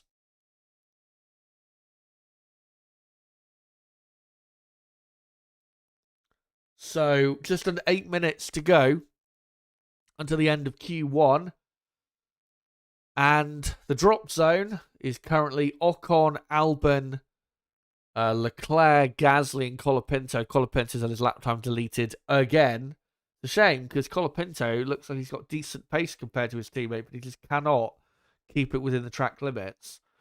So yeah, Leclerc obviously the run he's done so far is on the mediums. He could easily get to top 10 and all of that.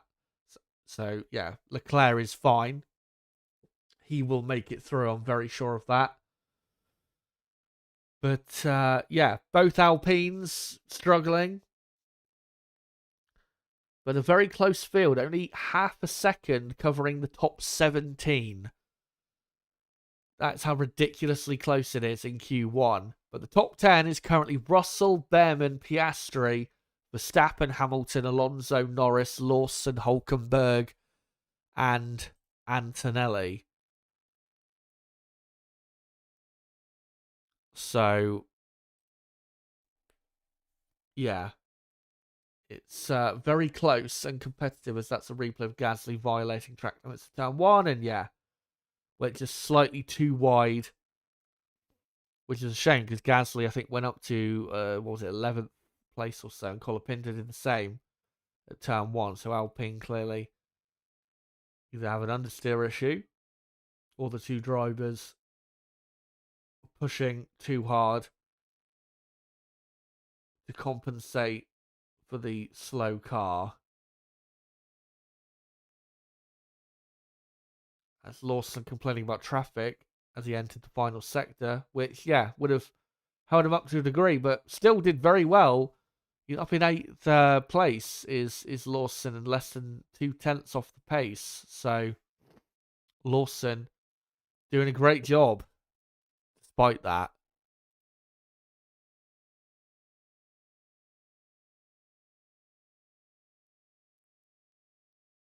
But yeah, looking at the field, you got Esteban Ocon in 16th on a 123.6. I said a 123.5 or better would get you through. I'm going to stick to that, but it's way closer here in Q1 than I expected. Way closer. So, yeah. Like I said, I still think the fastest time in this session will be a low 123, possibly a very late 122. But, yeah. It's going to be a close run thing. If you don't improve on your final run here, even if you're one of the top front runners, you could be in serious trouble because this track will obviously get faster. And the field is so incredibly close here in qualifying, which is what we've seen really all season. As with just over 4 minutes to go in Q1, the cars, or pretty much all the cars, now coming out onto circuit very slowly. Of course, they don't want to kill their tyres. That's why they're doing their outlaps slowly. So it'll be one final run for everyone. And we'll see who gets knocked down in Q1. I think there will be a couple surprises here. Because Ocon and Albon and Leclerc, all three of those really should get into Q2, you'd think. So, yeah, we could see a couple real surprises in this first part of qualifying. As we're looking at Lando Norris on the broadcast, coming into the final couple corners, or few corners. Obviously, championship leader. And now we're looking at Max Verstappen through the helmet cam. And we can see his face through the visors. Now the darkness has descended. And obviously he's got a clear visor on. As now, Lando Norris, who is in 7th, starts his final lap of Q1. And yeah, as long as he improves on this lap by the amount that he probably should do, then he'll be fine. As Norris, half a tenth off in the first sector. Bit surprising that, because he was doing a 16.9, a 16.9 for the first sector in practice, but so far he's about a tenth off that. So feels to me like McLaren are saving a bit on the engine side. Saying that, Oscar Piastri just in a purple first sector. As Lando Norris completes the middle sector, 10.5 behind Russell after the first 2 sectors. But enters now the final sector. This is where the McLaren is at its very best. As with 2 minutes to go, Norris flings it through the final few corners. Piastri is on a much quicker lap than his teammate.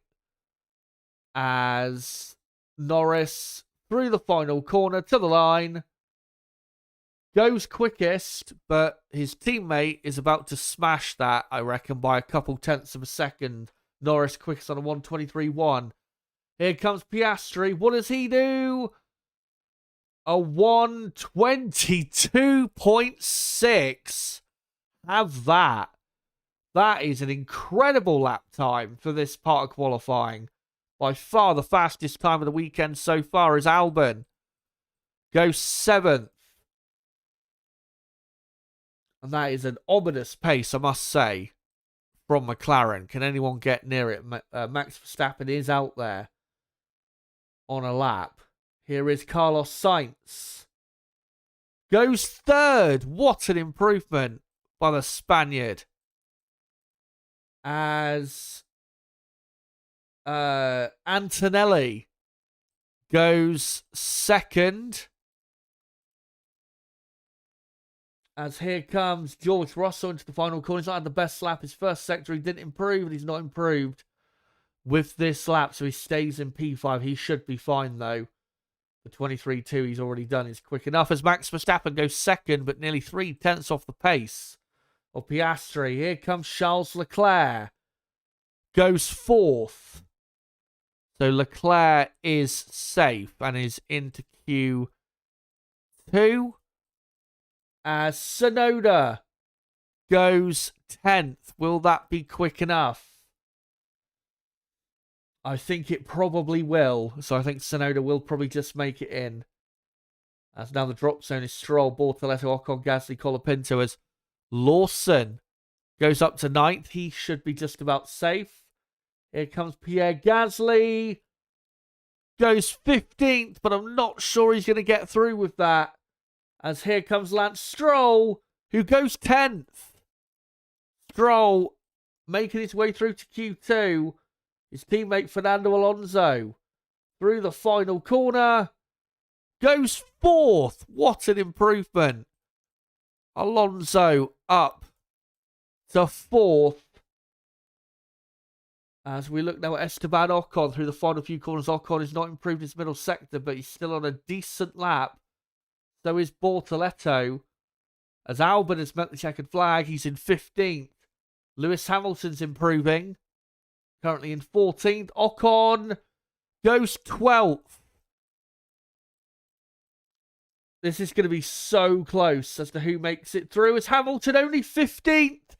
He's at risk because both Saubers are improving. He could get knocked out here. As to the line, Bortoletto 14th, and Lewis Hamilton is out in Q1, and so is Nico Hülkenberg, only 18th. At a track where Hülkenberg has been so good for so many years, and the Sauber looked so good in practice. Hülkenberg out in 18th, but Lewis Hamilton once again knocked out in Q1. As I said, you just cannot predict where he's going to end up. He was looking good in Q1 up until that final couple minutes. And he somehow has ended up 16th. So there you go. That is Q1 over and done with. Let's go through the drivers who've made it through to Q2. Piastri, Verstappen, Antonelli, Alonso, Leclerc, Norris, Sainz, Russell, Behrman, Lawson, Stroll, Ocon, Hadjar, Bortoletto and Tsunoda. And knocked out in Q1, Lewis Hamilton, Alex Albon, Nico Hülkenberg, Pierre Gasly and Franco Colapinto. As Hamilton just told down the radio that he's P16 and It says every time, mate, I'm so sorry. He knows that is just not good enough. The Ferrari is easily quick enough to be in the top 10, and he's gone and qualified 16th. If you need any more proof that he is finished, then there you go. But now we look ahead to Q2, which will be starting in a couple minutes' time. Obviously, 14-minute long session where we'll knock out the next 5 slowest cars. Just give me a second. I'll be back with you guys in a moment.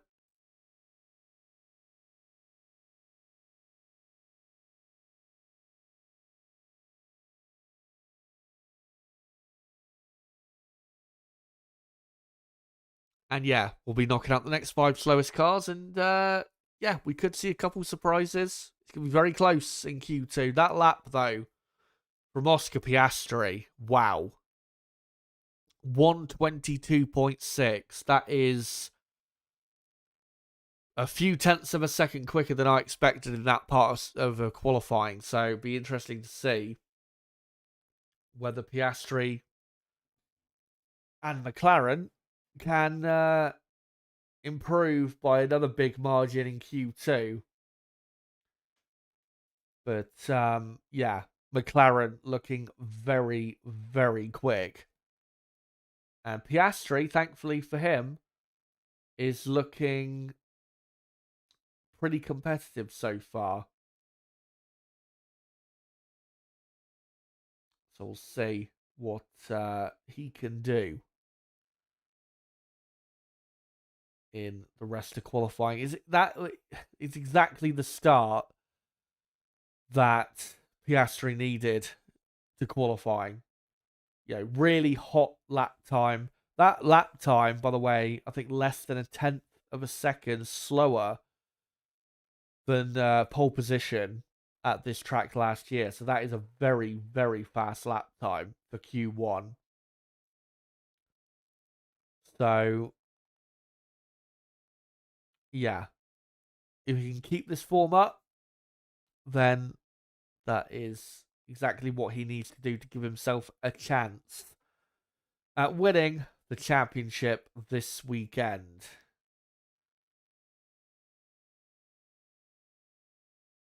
But yeah, Q2 will be underway in the next couple minutes or so. That's Piastri, which is looking at in the McLaren garage.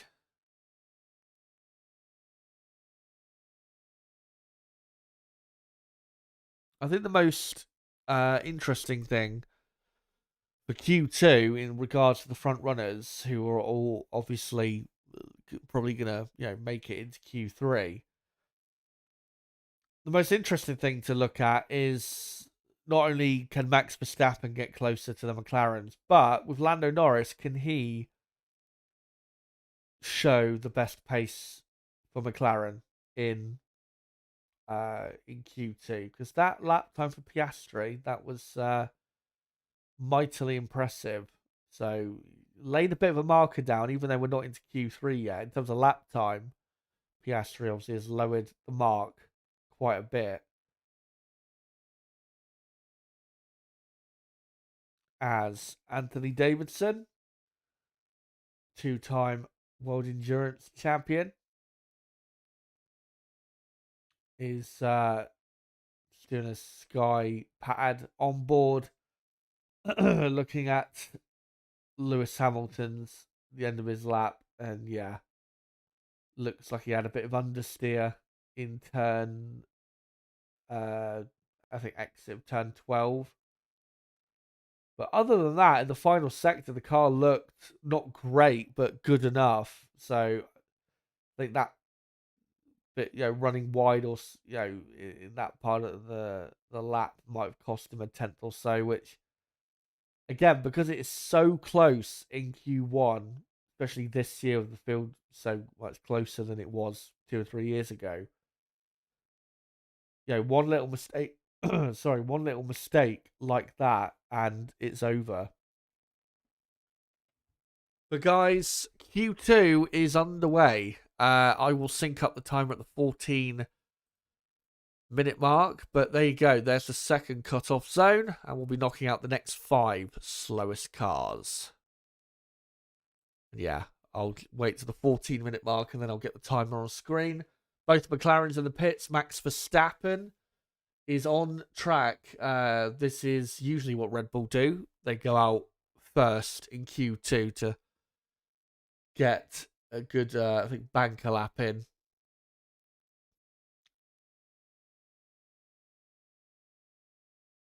And there you go, 14 minutes to go in Q2.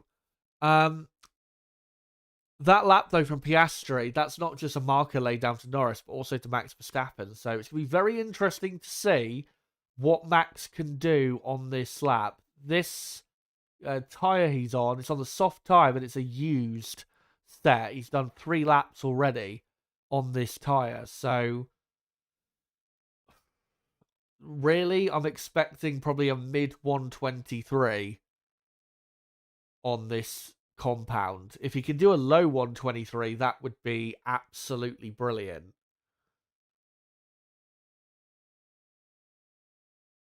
But let's see what Max Verstappen has at the start of Q2. Of course, the front runners typically do use used sets of the soft tyre at the start of Q2 so they can save the fresh tyres for Q3. Midfield teams obviously don't quite have that same privilege.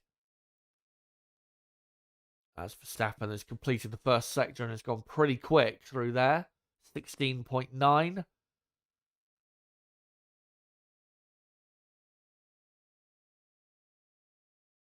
As into the chicane he comes.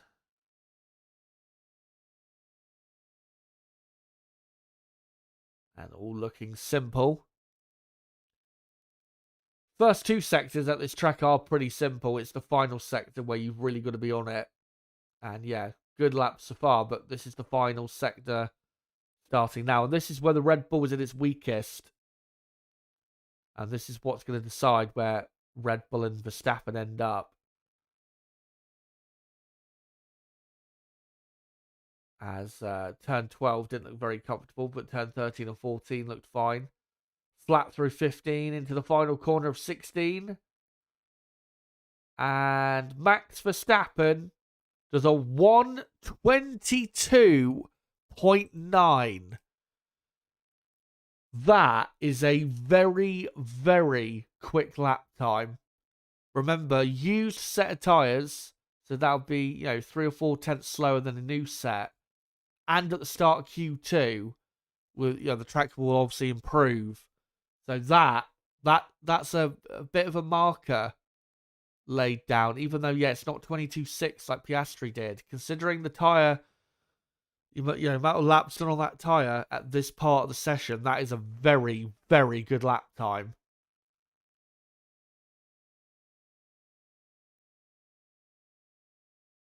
As we've also got Leclerc, Piastri and Norris also out there on used tyres. The 2 Mercedes are on fresh tyres. Oliver Behrman is on a set of used tyres, and he's just completing the first sector now. So let's see what Behrman can do on a used set. I'd be very impressed if Behrman got anywhere near that lap time of Max Verstappen. As Behrman comes flying down the straight to turn 6 and 7, the 6 and 7 chicane.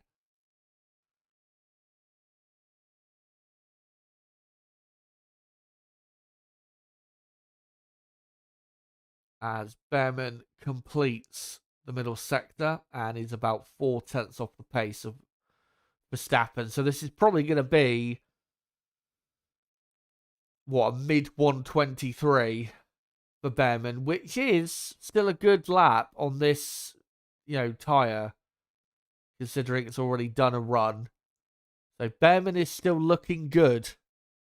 As Ocon does a 23.1. What a lap time by Esteban Ocon. As Behrman goes third. That lap time from Ocon, though, is on a fresh set. But still, that is a very good lap time, even on a fresh set of tyres, considering Ocon has been the slower of the two Haas drivers. Lawson up to fourth. And yeah, Behrman did a 1:23.5. And yeah, that is a good lap time on that tyre. As Carlos Sainz goes second. As Antonelli only fourth. That's very disappointing on a fresh set of soft tyres. Isaac Hadjar goes fourth at a full 4/10 off the pace of Verstappen. So 4th and 7th for the Racing Bulls. George Russell goes quickest by about 0.2 of a second to a 22.7.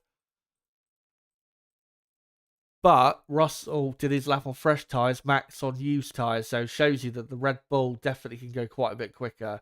Leclerc loses the rear end to the final corner, goes 6th. Leclerc on used tyres, though. So that is, compared to what the Mercedes have done, it's a decent lap, but it's nowhere near as good as the Red Bull. As Alonso 3rd and Stroll in 4th. Aston Martin have suddenly come alive. As Bortoleto puts himself in 4th place.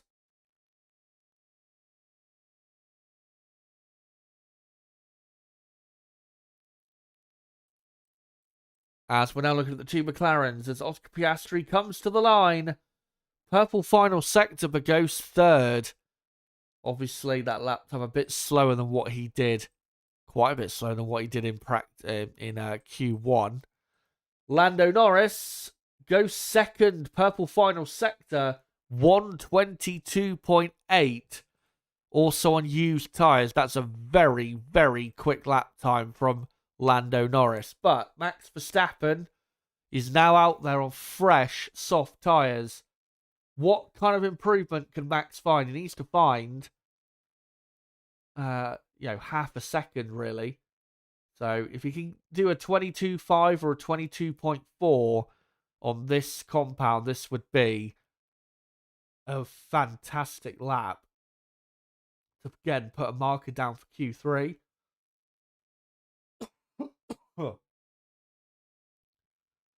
As Verstappen into the final two corners. And what's the lap time looking like? It is 2nd, couple hundredths of a second slower than Russell. If that was on indeed a fresh set of tyres, then that was disappointing from Verstappen. Because, yeah, he should have been going quickest onto a 1:22.5 or even 22.6. But 22.7 is slower than Russell it is. As here's a replay of Leclerc, who's currently sat in 10th. Losing the rear end through the final corner.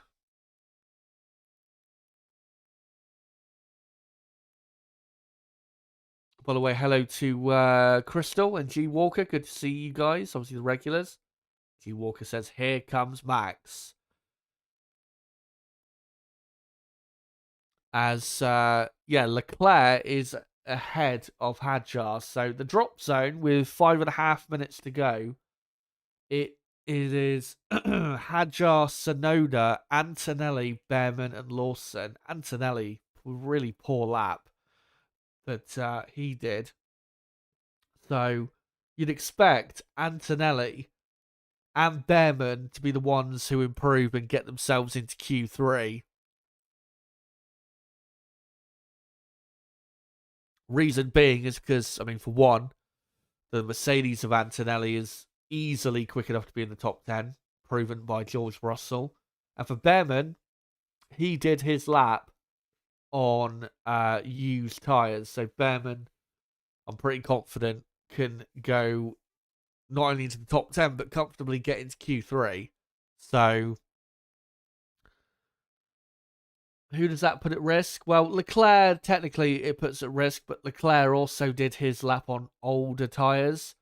So really, at risk is Stroll, Sainz, Ocon are the three most at risk.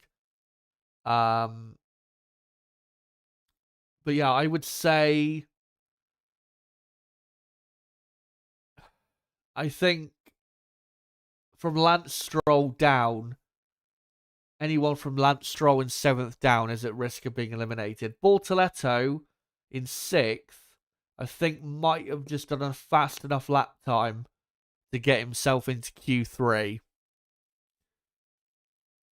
So, yeah, it's going to be very close, though. Alonso and Bortoleto, I think, it's going to be very close as to whether they make it through. But I think Alonso and Bortoleto will just about sneak in with the lap time they've already done. So let's see, out of Stroll, Sainz, Ocon, Leclerc, Hadjar, Tsunoda, Antonelli, Behrman and Lawson, out of those, 9 drivers who can get into Q3 and fill up the final 4 slots.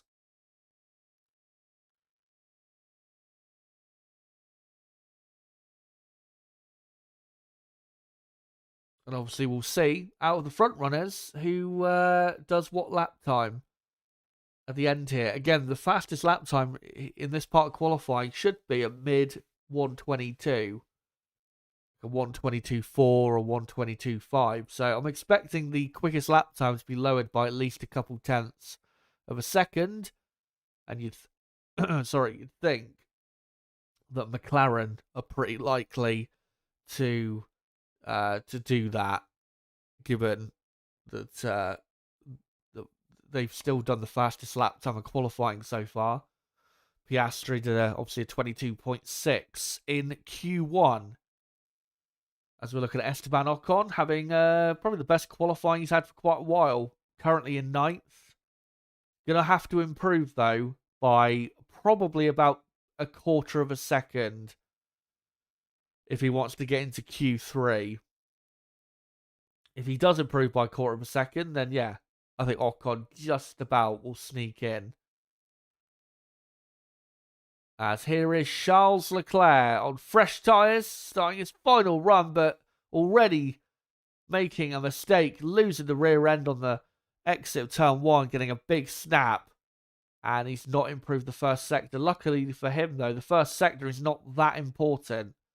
So he's only lost probably a few hundredths of a second from that error.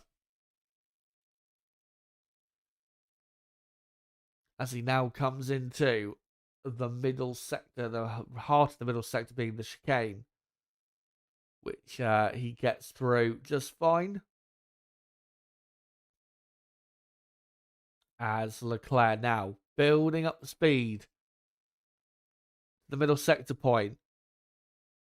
And yeah, this is now the final sector where on fresh tyres, this is where the fresh tyres will really gain him time. As Yuki Tsunoda does a absolutely stonking middle sector, purple middle sector. So watch out for Tsunoda, who suddenly decided to turn it on. As Leclerc into the final corner, has he done enough? Comes to the line. He goes 4th. I think that's just about enough. I think he will just about get in with that lap time. Here is Yuki Tsunoda, who goes 6th. And that really puts the cat amongst the pigeons as Antonelli goes 8th. Not sure if that's going to be enough for Antonelli.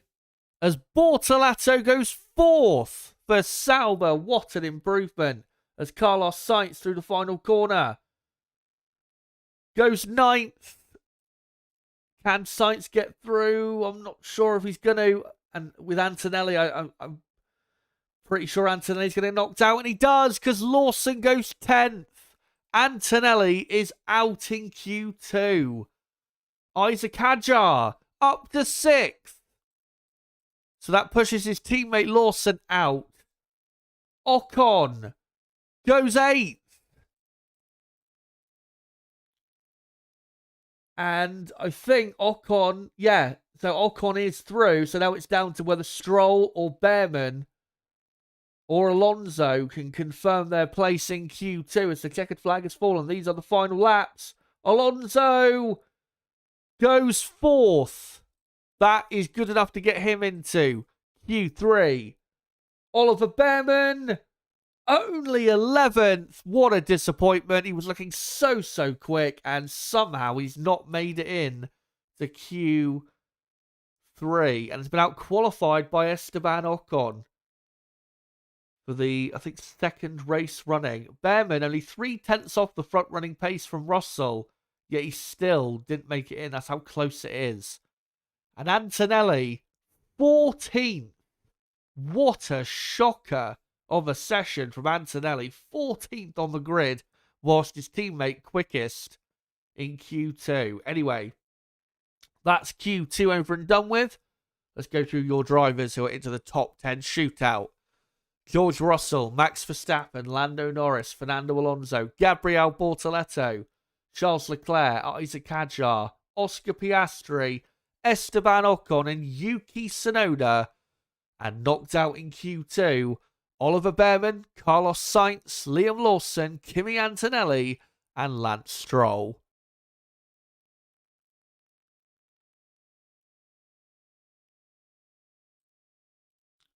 And Q3 will be underway in, 4 or 5 minutes from now. But yeah, Antonelli, 14th. That's one of the worst, that might be the worst performance he's put in qualifying this year. That was dreadful from Antonelli. Really was. And he's going to have a bit of work to do tomorrow because the Mercedes is not exactly quick to the point where he'll just fly easily through all of those midfield runners. One thing, though, positive for Lando Norris is that removes one car really out of his way that could maybe affect him in the race. Because, you know, in the first, when it comes to the first pit stop tomorrow, Antonelli, you would imagine, by the time the pit stop window opens, Antonelli will be outside of Norris's pit window. So, one less car for Norris, the championship leader, to worry about. But, yeah, congrats on Alonso. Doing a great lap there to get through. Alonso, I wasn't quite sure if he was going to get through there, but did a fantastic lap, like I said. So, great from Alonso. Bortoleto, superb from him. And also, first race, it feels like in a while that he's out-qualified Nico Hülkenberg, his teammate. Hadjar, once again, super year he's had in qualifying. He has been, from the midfield, he's been the best qualifier on the grid.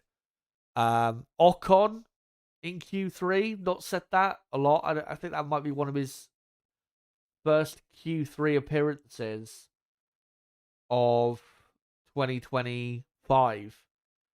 He scored points a few times for qualifying. He's not really been in there really at all. And then Tsunoda in 10th. Good to see Tsunoda actually delivering. Too little, too late, though. But yeah. Who will get pole position then? Let me know, guys, in the live chat.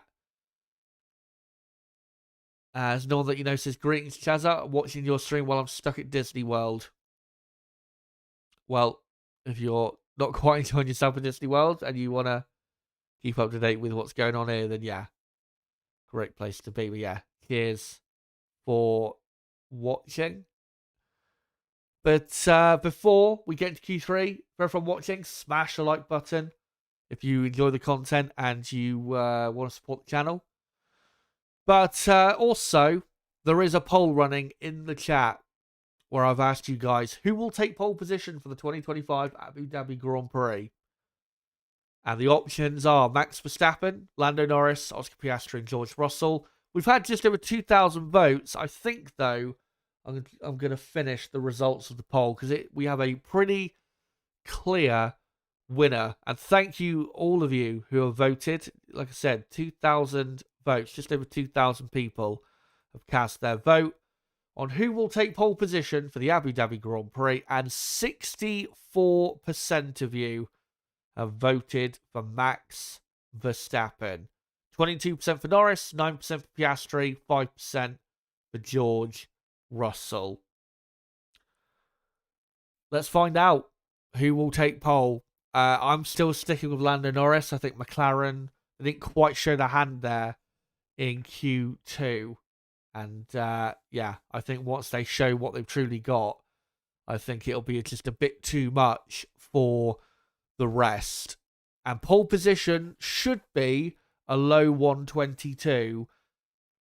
I think a late 121 is possible, but quite unlikely. So yeah, I think anywhere between a 122.0 and a 122.2 is what the pole position time will be here in Q3. As Leclerc saying on the radio, that's a surprise that I made it through. Nearly aborted that 5 times. It was like a rally. Yeah, the car did not look comfortable at all, but somehow he dragged it through to the top 10. Leclerc, given that Antonelli and Hamilton are out, Leclerc has got to finish at least 5th here in qualifying, which would set him up for a decent result in the race. Obviously, a podium would be a decent way maybe to end the season, given that Ferrari have had such a bad car and a bad season. But I think a podium is quite unlikely.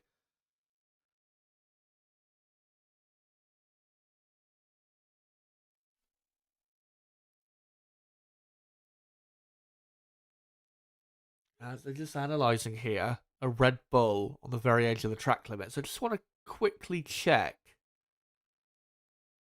Make sure that Tsunoda is not had his lap time deleted. And no, I think what they're showing is that Tsunoda literally on the exit of turn 1 went to the very, very edge of the track limits, but still kept it within because he had like a very slight edge of his tyre on the white line. So officially, Tsunoda kept it within track limits, but it was incredibly close.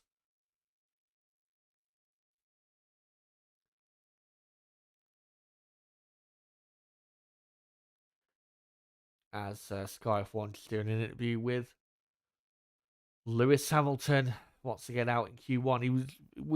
He got eliminated in Q1 this time last year in his final race for Mercedes.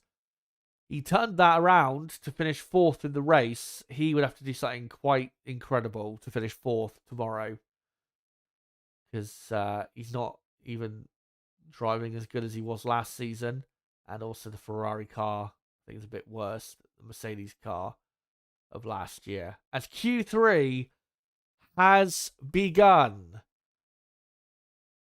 as Max Verstappen is on the circuit with Bortoleto and Sauber, I think, just about to pass him.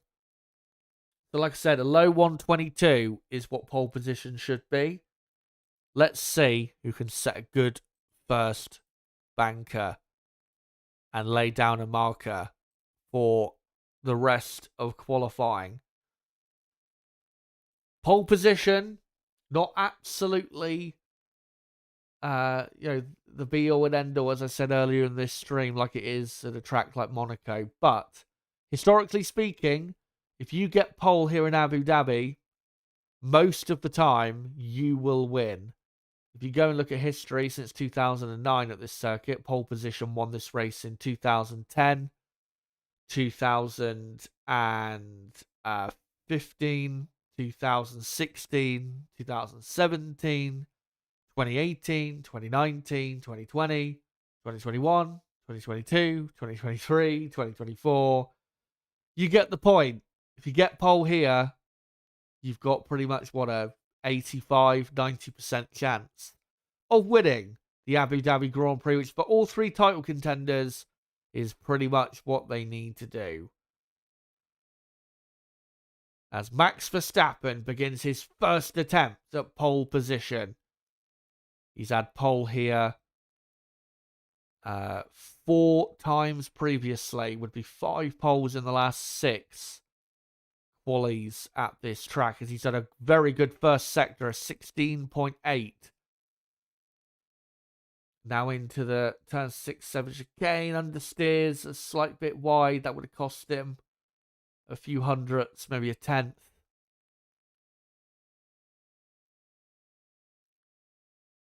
As Norris, just over a tenth slower in the first sector than Max. Max has completed the middle sector, but here it is, the final sector where it really matters. And Verstappen into turn 13 and 14, the 2 left-handers. Now into the flat turn 15, into the final corner of 16. Is it a low 122? To the line. It is a 122.2. That's a good start. A very good start. As Bortoletto second. Don't know what lap time he's done, though.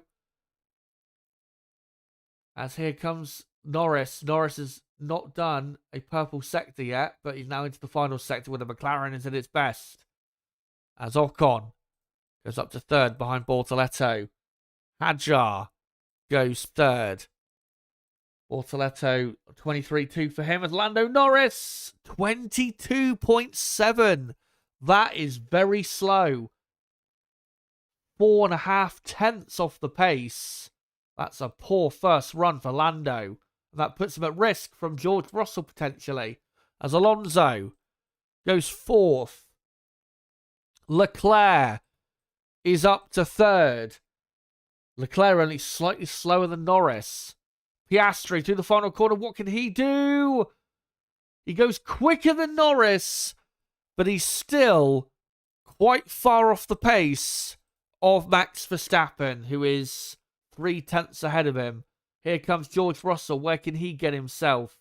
As all big snap of oversteer through exit turn 14. This has not been a clean lap for Russell.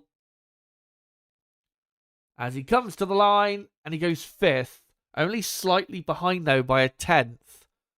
Behind Leclerc and Norris. So he can still improve quite a bit, Russell. But there you go, as Tsunoda stayed in the pits, presumably to save a set of tyres.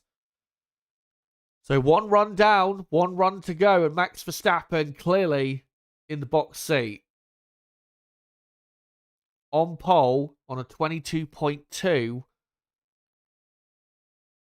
And 3 tenths of a second quicker than Piastri. Norris is 4.5 tenths off in third. The 2 McLaren drivers are going to have to really step it up on that final run if they want pole. Piastri doesn't really have any pressure because he has the least to lose out of the top 3 in the championship. But Lando Norris, of course, has the most to lose. If Norris doesn't deliver on this final lap, this could be a championship-defining final qualifying lap.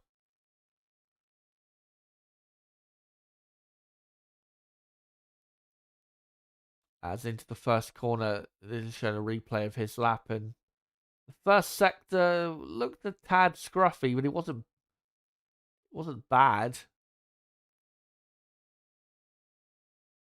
It was the rest of the lap where it just didn't go right for him. As we've got just 5.5 minutes to go in Q3. For the midfield teams, if they've all used an old set of tyres, then they're looking in their pace is looking decent. Bortoletto currently in 6th. What a result that would be for Sauber. And Bortoletto, great result that would be.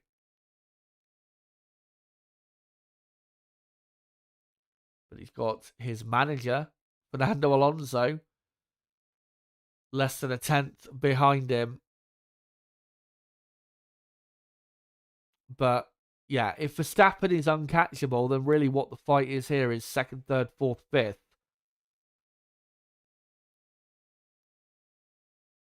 as Verstappen, which is looking at him in the garage, and he's done half the job. If Max can improve by another 1/10 at least, then I think he's done enough to get pole. As that is partly why Tsunoda didn't do a lap on the first run, because he gave a toe to Verstappen, which is all fair. So yeah, if Max can improve by 1/10, then I think that's enough for Max to get pole. But then where the other McLarens end up, we'll have to see. So in terms of the fight for pole, it's in Max's hands, as long as he makes that extra bit of improvement. For McLaren, they've just got to go out there and absolutely send it and hope they can get on pole.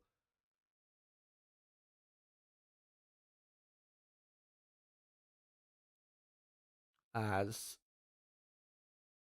Russell on the radio saying, try and get me behind Verstappen on his in-lap. He'll probably give me a toe. As the cars all coming out of their garages now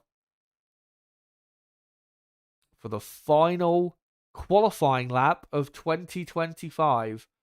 Before we get into the final qualifying lap, I must say qualifying this year has been so exciting. We've had so many great stories, phenomenal laps, and qualifying has most of the time been the most exciting thing in 2025. So yeah, hats off to qualifying this year.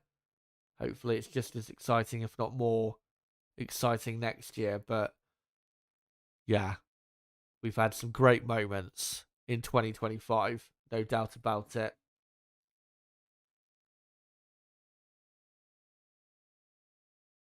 As we're looking at the Ferrari of Charles Leclerc, Ferrari, I'd be absolutely gobsmacked if they were on pole. Remember, they've never even had pole at this track before. So, yeah, the chances are incredibly low. As Russell has indeed been released behind Max Verstappen. As we now look at the Aussie, Oscar Piastri.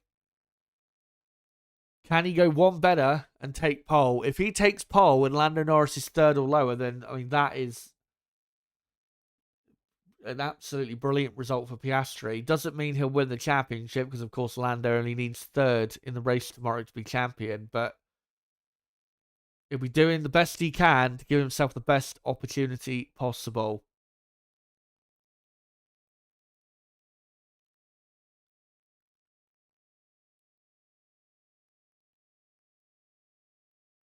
As Lando Norris, we now look at on board him completing the middle sector on his outlap.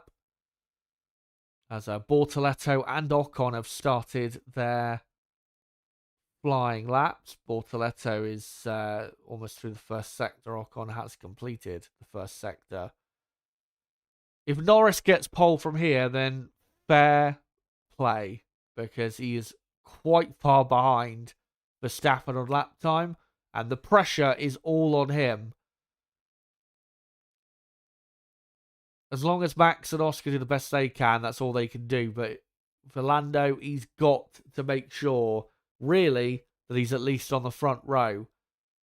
For Oscar Piastri, all he's got to do is just his best and see what happens as he starts his final lap and his final attempt at a first ever pole position in Abu Dhabi. He improves his first sector, only half a tenth off.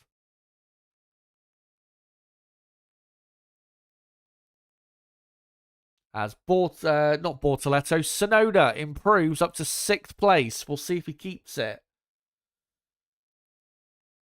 As Verstappen does a purple middle sector. Great start for the world champion. As Piastri. As Bortoletto goes 6th. Ocon up to 7th. The Tsunoda has had his lap time deleted. As Piastri 2/10 off Max after the first two sectors. It's all about this final sector for Piastri. He's got to just send it into the final few corners. Norris also not going as quickly as Verstappen, but it's close. As Max does another purple sector. Leclerc goes third. Where does Oscar Piastri go? Round the final corner. Stays in second as a purple final sector. He did the best he could. Max is just too quick. But what about Lando Norris? Round the final corner. Norris goes second. Meaning that Max Verstappen surely is going to take pole. And yes, he does. A 1:22.207. Here comes George Russell, who goes fourth. So all of the top three contenders for the championship are in the top three. But it is Max Verstappen by 0.2 of a second who is on pole for the final race of the season and this title decider. He's done the best he can, and now he's just got to hope that if he does win the race tomorrow, that Lando somehow doesn't finish on the podium. That's what he needs if he wins the race, for Lando to finish outside of the podium positions. What a qualifying session from Verstappen, proving yet again why he is the very, very best. But let's go through the finishing order of qualifying. So Max Verstappen will start the title decider from pole. Norris, the championship leader, will start second. Piastri will be third. And then it will be Russell fourth. Leclerc fifth. Bortoleto sixth on the grid for Sauber. Seventh Ocon. Eighth Alonso. Ninth Hadjar. 10th Tsunoda. And then the rest of the field. Behrman 11th. Sainz 12th. Lawson 13th. Antonelli 14th. Stroll 15th. Hamilton 16th, Albon 17th, Hulkenberg 18th, Gasly 19th, and Franco Colapinto last of all.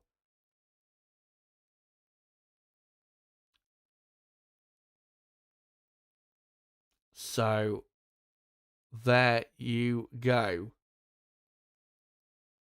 They just showed a replay here of George Russell getting a load of oversteer through the final corner. Did that cost him maybe a top three? Who knows? But he will be a factor tomorrow. Anyway, let me ask you guys, who is your driver of the day for qualifying in Abu Dhabi? The final qualifying session obviously now over for the season. And your options for driver of the day are Max Verstappen, Gabriel Bortoleto. I'm going to put Charles Leclerc in there because I think Leclerc's been really good today despite a Ferrari car that's all over the place. And then Esteban Ocon. But yeah, for me, driver of the day, it really is between Verstappen and Bortoleto. For me, though, I'd have to go with Max Verstappen. What a lap in what I'm not sure was the fastest car in qualifying. I think Max was just on a different level in that final part of qualifying. And that's what got him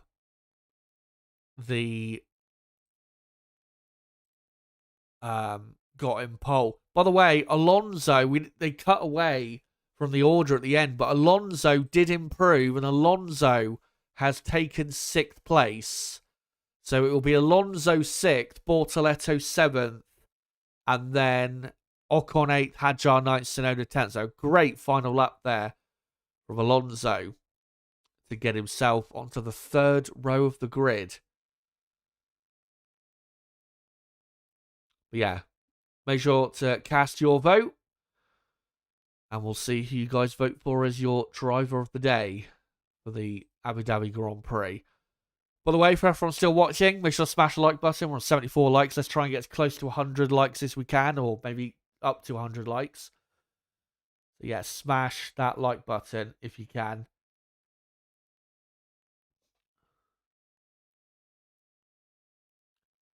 But, you know, from Verstappen's point of view, if we're looking now at just the championship contenders, Max Verstappen has done the best he can. I'm pretty confident Verstappen is going to win the race tomorrow. But again, championship leader Lando Norris, all he needs to do is finish third, and he's in second place. So, yeah, Lando. I just don't see what can stop him being on the podium. I think the only way he misses the podium is either a massive mistake by the team, like we saw in Qatar. They're not pitting under the safety car. Either that or a reliability issue. That's the only way Lando doesn't win the championship tomorrow. Because the only driver that could upset his race is George Russell. But Russell, if Norris was to finish off the podium and Max was to win the race, the only way realistically it would happen in a way that is, again, realistic is if Oscar finished second and Russell finished third. That way, McLaren would not be able to use team orders to get, Oscar to move out the way for Lando, because there's no way they're going to tell Oscar to, to give up second to Russell. That's just not going to happen. So, that's the only way really, realistically, it's going to happen. But again, even though Max has took pole from Lando Norris's perspective, just needs to make sure he's on the podium, and he will be world champion. He'll be McLaren's first world champion, drivers' world champion since Lewis Hamilton in 2008, and the first British world champion since Lewis Hamilton in 2020. So, still advantage Norris, but you just never know what could happen in the final Grand Prix. We've seen crazier things happen, or not crazier, but crazy things we've seen happen in the final Grand Prix. And it's not over, of course, until the fat lady sings.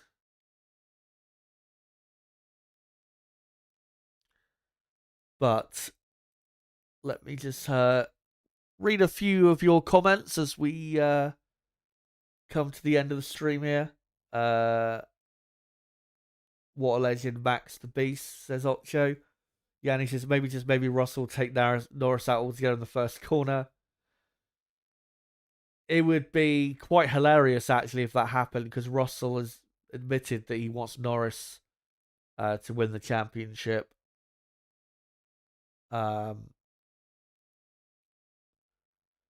Murphy says, mental to think that Max is beating them with that Red Bull, that McLaren should be miles ahead.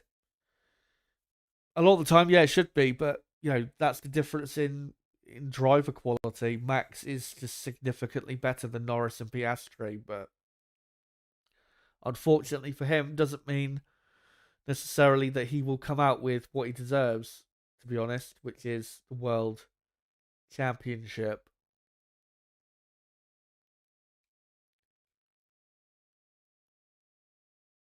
There's a Nib in the chat. Good to see him, who, of course, he will be joining me for commentary for tomorrow. Says peak Verstappen is here, and yeah, I mean, we really expected it, didn't we? Final championship deciding race. This is where the cream really rises to the top, and he is the very best of them all. So it's not really a surprise that he's delivered the way he has, because he is just so good at it.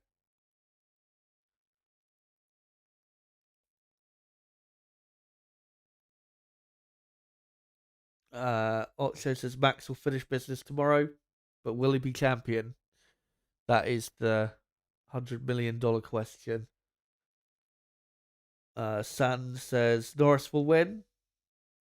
Will F1 says David Croft won't sleep tonight. It will be funny if Max or Oscar even wins the championship to hear Sky F1's reaction, because they are obviously in full fanboy mode for Norris because obviously, British broadcaster and all of that.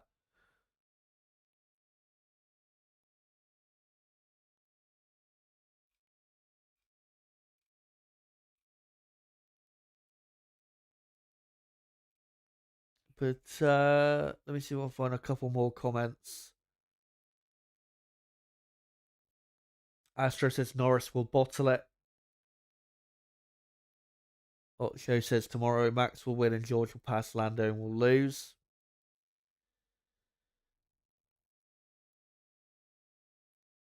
I mean, I'll probably say this tomorrow, but I'll say it here as well. But if Lando bottles the championship tomorrow, he will never live it down.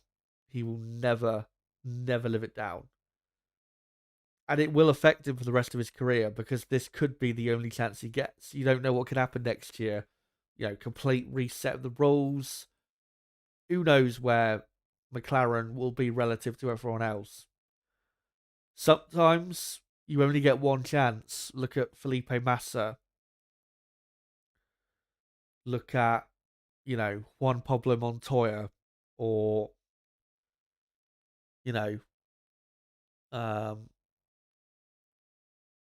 other drivers in history who've only had that one opportunity. Mark Webber. Sometimes you only get one chance. You can't guarantee or bank on having multiple chances. So, we will see. But guys, let me finish up this poll in the chat. Just over 200 votes on who is driver of the day for qualifying, and 82% of you have voted for Max Verstappen. I agree. 9% for Leclerc, 8% for Bortoletto, 1% for Esteban Ocon. Thank you guys so much for coming along for this qualifying stream. And not just for this stream, but for all the qualifying streams that we've done over 2025. Sorry, I just had to clear my throat there. Yeah. Thank you for coming for all the qualifying streams, no matter what time it was, 5, 6 o'clock in the morning, 10 o'clock at night. Yeah. Thank you guys so much for coming along for all the streams. But of course, it is all now down to the final race tomorrow in Abu Dhabi. And we will obviously be live for the showdown tomorrow afternoon. I will be live here on the channel 2 hours before the race starts at 11 a.m. UK time. Make sure to join me then. We'll go through the build up to the race and then get into obviously the race itself. The race starts at 1 p.m. UK time. So yeah, make sure to join us tomorrow for the title decider in Abu Dhabi. And of course, we'll watch along the race and we will find out who will be the world champion. So make sure to join us for that tomorrow. Again, thank you for coming along for today. Before you go, make sure to smash the like button. Subscribe to the channel if you are new, because of course we will be doing loads more watch-alongs next year for 2026. So make sure to join us next year, and the watch-alongs will be starting in pre-season testing in February. So make sure to join us then for 2026. Thank you guys for coming along. Make sure to subscribe, hit the like button, like I've said. But guys, until 11 a.m. UK time tomorrow, where we will kick off the stream for the final race of 2025, the title decider, who will win the championship? Will it be Max Verstappen, Lando Norris, or Oscar Piastri? Join us tomorrow at 11 a.m. UK time to find out. And until then, guys, it has been me, Chazza HD. Goodbye.